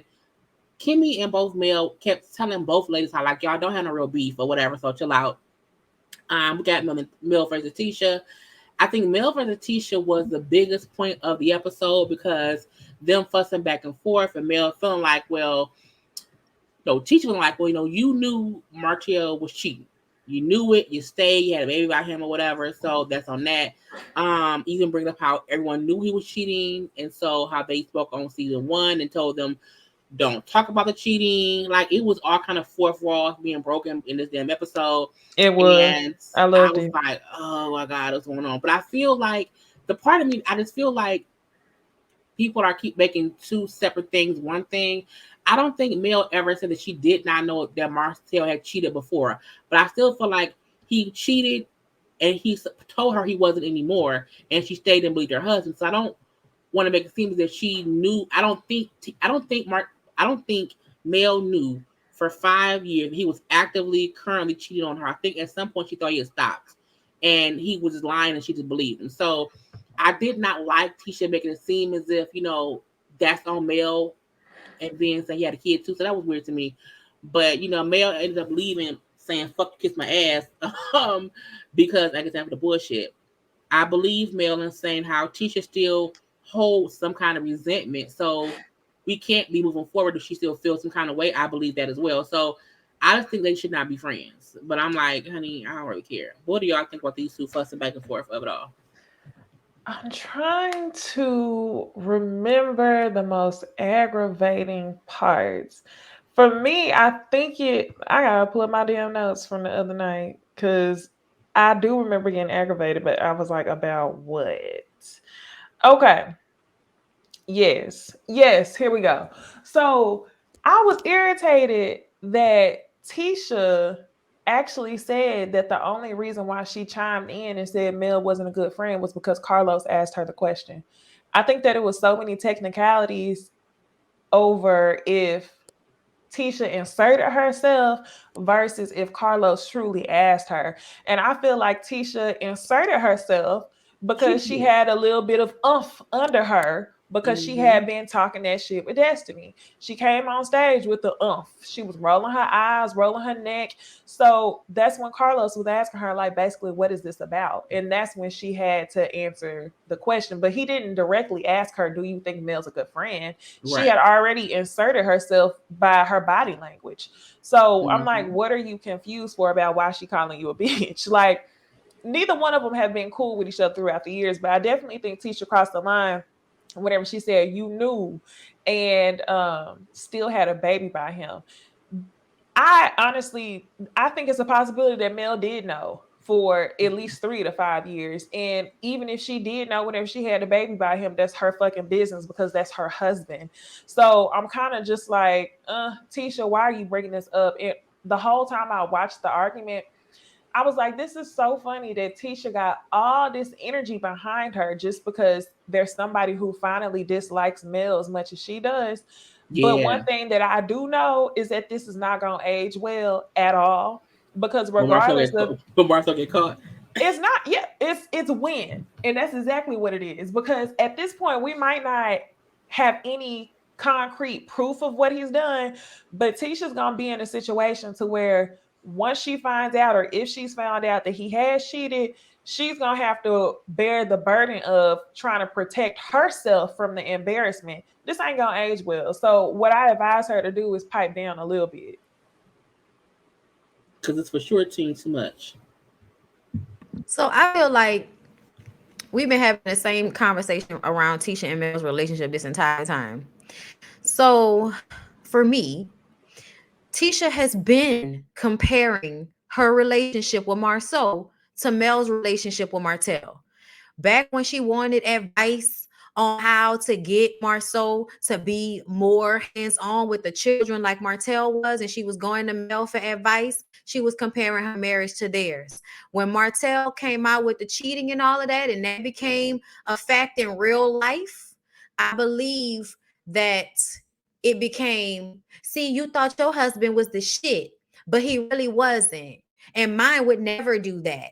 I believe that that's the way Tisha was talking to Mel. Like, I would never do that. My marriage would never be like that. And that's exactly what she's saying now. She's basically telling Mel, you were stupid because you stayed and had a baby by him, even though you knew he was cheating, and my husband would never play me like that. Like, that's basically what Tisha has been screaming to Mel since season 1. And everybody act like they don't hear it. They act like they don't understand how we've gotten to this space. So now that we're here, season 4, and Tisha gets up out of her seat and yet again tells Mel that she was dumb for however she acted in her relationship. And then Mel responds once again with, bitch, but look at you, and all of the shit that's on the internet about your husband and his thick sludge of sperm that comes out of him. So, like, you know, what are you even talking about? See, this is what Tisha should have done. If Tisha wanted to, you know, feel away, kind of like, child, these Marceau shit ain't all over the place. You could have felt that way, but you could have kept that shit to your motherfucking self. And you felt like you needed to let Mel know that Marceau was better than Martell. Yeah, ain't doing it. And that's what she fucked up. At the end of the day, even if you do feel like that, you ain't supposed to make your friend feel like that, girl. And that's what she did. So ultimately, we still having the same argument over and over and over again with them. And I think the point of all of this is for Tisha to have to deal with the fact and look at herself and her situation. Meaning, how can you sit up here and tell Mel she's stupid when Marceau disrespects you in your face all the fucking time? Girl, your mama brings more tea to you about your husband than Melody ever had. Okay? Like, you, anytime something comes out, it's because you said something. Girl, what? And what la land are we living in where Mel is responsible for most of the tea that's out about Marceau? Girl, it's Portia Keller comment for me. What did it say? Portia Keller comment. Never throw a man cry because you think your husband is cheating. Never throw a man in another woman's face. They'll make you look stupid every time. Exactly. Exactly. And that's how she played herself. Girl, that's what they said. They said it was thick. That's what they said. I don't know if it was true, because y'all know they be on here lying. They like to lie. But they said that he had some girls and he put his girls on notice because Tisha is starting to wisen up and do what Mel did, which is investigate the situation so she can actually get evidence. And we'll see how it works out for her. But she, you know, she definitely needed a battery in her back to go at Mel the way she did. And I still stand behind the fact that I think Destiny came on the OohLadiesFirstPanel to clean up the fact that she was throwing chairs and kicking her shoes off and shit. And they still gave her an edit where we didn't see all of that. But when Stormy ran it back and said she kicked her shoes off and she, picked the chair up and all of this type, knocked the chair over, whatever the shit she did, she was out of control of herself and Stormy was not. And it wasn't even that deep. Like, so what? Stormy getting hype. She got hype when Daphne stood up. That's what made Stormy change. I'm up to it. Destiny jumped up first. Yeah. She did. And then to me, the whole time, did y'all see the way Destiny was sitting there? She was sitting there shaking that leg, arms crossed. Okay, look on her face like she was pissed. And I think that she was pissed because Stormy was there as her replacement in her mind. Yes. Even Yep. though I agree. Stormy, yeah, like, and that's why I didn't like the fact that Martell referred to Stormy as another, one of Mel's little sidekicks that's going, a do girl. Because it's like, first of all, Stormy is a motherfucking millionaire of her own, $1 million corporation over there. That ain't no do me type bitch at the end of the day. Destiny is trying to get Madani off the ground. That's two different types of people that we're talking about here. I think Stormy is when two resources come together to be friends. And I think Destiny is jealous. I think Destiny thought that was going to be her and Mel. Something about Destiny, I think she gets in her own way. I think she's immature. I think she gets in her own way. And I believe that that's what we see when she's in conflict. And I think she just knows how to pretty it up. I think she knows how to act as if, I'm presenting it in a way. She knows how to answer the questions, but she's not answering them to to be truthful. She's answering them to not go off about it. So I think there's a difference between there's a difference in Tiffany, Stormy, and Destiny. Because when Tiffany went to talk to Martell, I was very aggravated with how she was basically running to him to talk about Mel. But I feel like Tiffany is someone who wants to be a part of the clique. I feel like Destiny enjoyed being friends with Mel. I think Stormy can take it or leave it. I think her thing is, I don't really need to be here. But as she said in her live, she was like, who would turn down the chance to be on the show to promote their business? I had no idea who she was. Right. So it makes more sense that she would. Right. So it makes more sense that she would. She's the one person I feel like isn't a let me be a yes girl for Mel. I don't see that in her. But I hated how Tiffany took to Martell information as if Martell had the right to know what Mel was doing. I feel like when someone tells you I've made boundaries with my ex-husband, for her to go and like break them boundaries or whatever and tell him things that he did not know, I did not like. And even her thing and saying how, well, y'all should communicate better. It's Martell. And I don't like that anyone is allowing Martell to feel like he is the right one in any of this. He can make it seem as if Mel not talking to him is Mel's fault. No, she stopped talking to you because of what you did and how you kept doing. And she, all right, boundary. So that aggravated the fuck out of me. And then Wanda talking to Tisha, I didn't care because, she's gonna do what she's gonna do. What do you think about that whole thing with Lewis, Tiffany, and Martell? Tiffany, you better pack her bags. You might want to pack your bags. Okay? Hell yeah, that was like, I get what Martell was trying to prove by saying that Mel needed to do girls. I think he's taking advantage of the fact that Mel values loyalty and she be cutting people off real quick. And he's telling Tiffany, well, you're going to get cut off next because you're talking to me. No. Tiffany going to get cut off because she's discussing shit she ain't got no business discussing. Right.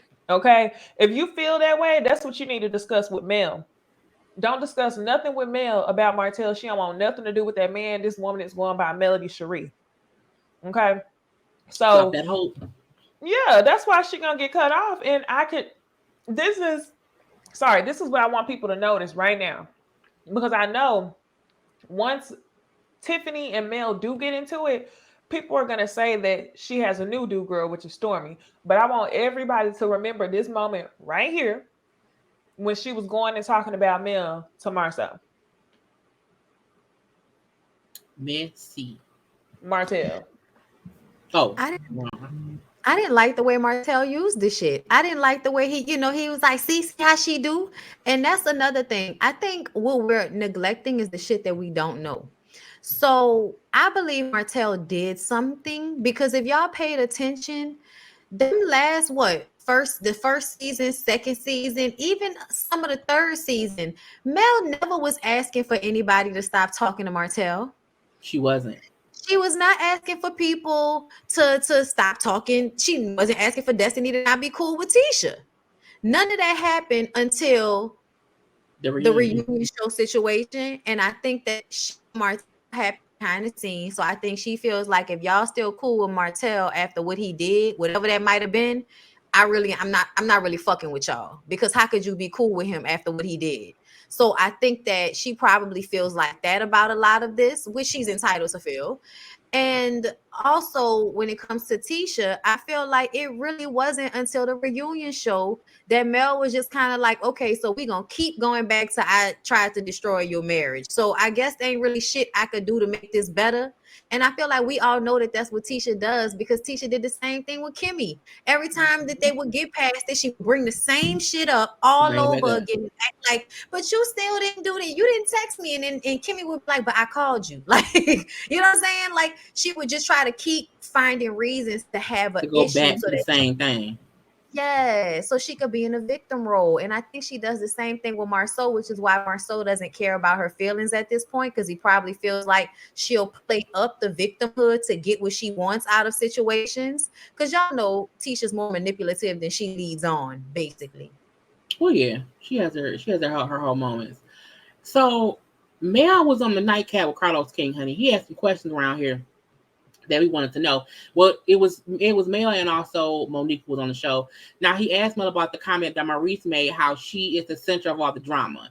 And I liked her response and saying that he is the least relevant person on the show, so that comes from him. It's kind of crazy. I hated how Maurice tried to make it seem as if, well, Martell can come around because he's the one not beefing with anybody. You know what I'm saying? It's Mel who's the real issue. I felt like you on bullshit. I don't get why y'all act like y'all don't know why Mel does not see it. That's her fucking ex-husband who put her through hell. Like, I don't get why that's even a question as to why they have issues. And even the fact that she's not kind of cool with Destiny and Tisha is because of what they like. It's what people did that she's like, you know what, I'm good. So I kind of hate Maurice. What do y'all think about Maurice? He an asshole? Yes, he's an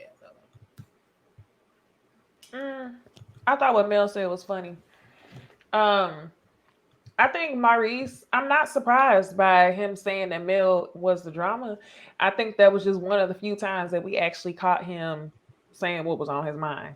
That's pretty much it. I'm trying to understand how Mel was the drama when it was your brother that put that picture out. And then it was Martell who commented under the picture and confirmed that his side chick was there. That let us know that the trip was a side chick trip. And then Ariana got on Tasha K's live and said, in fact, it was a side chick trip. Mel had nothing to do with any of that. So I'm really trying to understand how Mel is the common denominator and she's the problem. Well, the main issue, you over there cooking breakfast and packing bags for trips and shit. And so your wife can get over with Martell and your brother did. So I think that it's just funny that we just always go back to blaming Mel for every fucking thing. I get what he's saying though. Whenever he says, I don't think Mel is the drama. I think he was trying to make Kimmy think from a different viewpoint. I think he was trying to say more people have beef with Mel. Basically, Tisha, Destiny, Martell. So he's saying it'd be easier to eliminate her than to eliminate the person who don't have beef with everybody. But like you said, another thing on the show, Kimmy, I'm like, Kimmy keeps referencing how Martell brings drama with him without actually referencing what it is you want to talk about. You want to protect yourself and your husband from any unlashing that Coleslaw and Martell may have, because you know that they probably have more tea on your husband than that picture that we got. So I'm just let's just call a thing a thing. I'm glad you said that, because that reminded me. That's what I think Maurice and Marceau are doing. I think that everybody's protecting their secrets that Martell knows. So Maurice is telling Kimmy, no. If we don't want him to put more of my tea out there, if we don't want him to cause more issue, we need to invite him so he can come and tape and he can make him some money so we can lull because he can't film with nobody else. Who else gonna film with? And that's why he filmed in that fucking suit. You know, with Tiffany and Louis all weird, like with Louis with that smile on his face, you could tell he just trying to be quiet. And then the way Martell he was like, I'm having this trip and I want you to go. Almost like he wanted Tiffany to think that there was a possibility that she was going to be invited, but that he wanted her to know that she wasn't, like immaturely trying to make her feel bad almost. Like, was it just me that caught that when he did that?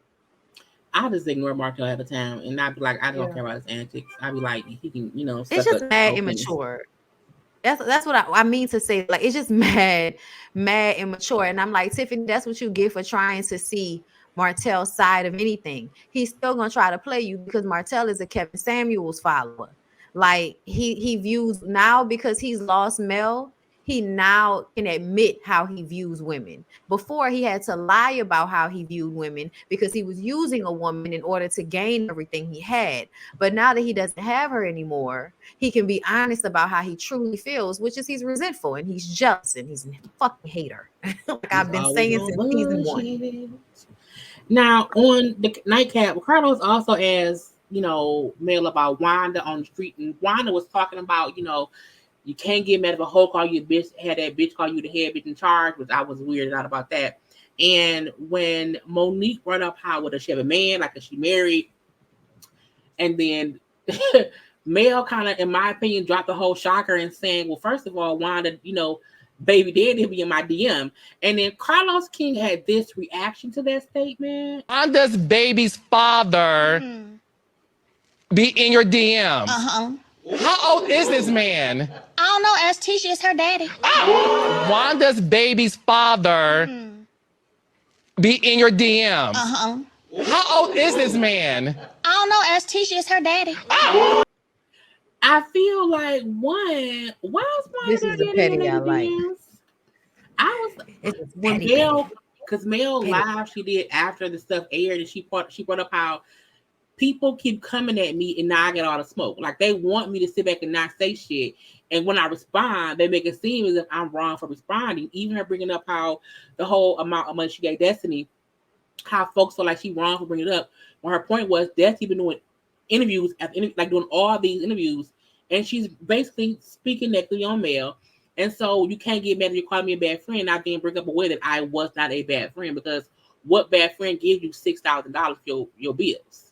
Like, bad friends don't do that. And, I look. When we interviewed her, when we were talking to her about that in her friendship with Mel, that was probably the only time that we didn't believe nothing that she was saying, because it didn't make sense. That was the only time. It was like, okay. That part didn't make sense. It's weird that people. It's weird to me that I get when the friendship breaks up. Okay, I'm now not a good friend. I get that because we're not. I don't do much now. I get that, but it do feel like she was saying while they were friends, she wasn't a good friend. I like that Mel point was, how was I not when I've done this, and this without you asking me? I sent you $5,000, and not only that, I've done that for other friends too, because you don't have to ask me for help. I just help you. So I do feel like Mel's response, her shady response to Destiny's shady interviews, it was valid. Like she wasn't being extra. She wasn't bringing up something to throw it in her face. Her point was, don't call me out when it's a lie. It's the same thing for Tisha. Like Tisha had to say that she felt like Mel wasn't a good friend. It was like, bitch, where did that even come from? If we think about the chain of events of the season, everybody went to Vegas, everybody had a good time, the shit was over. We come back for the reunion show, and now Tisha is sitting up there like, yeah, because Mel just wasn't a good friend. That was out of nowhere. Y'all had a whole conversation. Y'all were not beefing at all at that time. It came out of nowhere. The switch was the fact that Tisha finally found somebody. Tisha was pretending that she was over all that shit, but as soon as Tisha found somebody who had mutual feelings of hate or dislike for Mel, that's when it turned back on. It was like, okay, I was pretending for so long because I thought I was the only one who didn't like her. But now that I got somebody to back up some smoke, I'm gonna come to this reunion back on the same old shit I used to be on. I'm just here for the shade of it all. Oh yeah, this was shady as fuck. It was. I can't wait for the next episode. Yeah, me either. I was about to say that I understand like how because people always say that, if you're going to do something for somebody, don't, be throwing it in their face. And I'm like, well, don't say I'm a bad friend if you don't want me to bring up what I've done for you, because you're lying.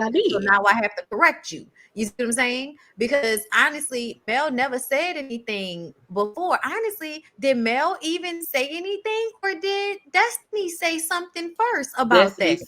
Destiny said that she said she did send me up money on PayPal, and how she sent her money back when she had to buy, I guess, whatever product that Mel had. So it was her kind of going from interview to interview saying little stuff that Mel did that made Mel respond and saying, so how am I a bad friend? If I sent you a PayPal, how am I a bad friend? If it was cool, And how if was we I a had bad numerous conversations about you not having a village, and what else were you trying to get? Like numerous conversations. I just felt like I wasn't being heard. Ma'am, what? How do you feel like you weren't being heard when she was showing you that she was your village? To me, I almost feel like, you know how when everybody felt like Mel was being dismissive, I feel like Mel felt like, bitch, I am being your village. I'm helping you get a paycheck. I'm sending you money when you need it. I'm sitting on the phone listening to you complain when you need it.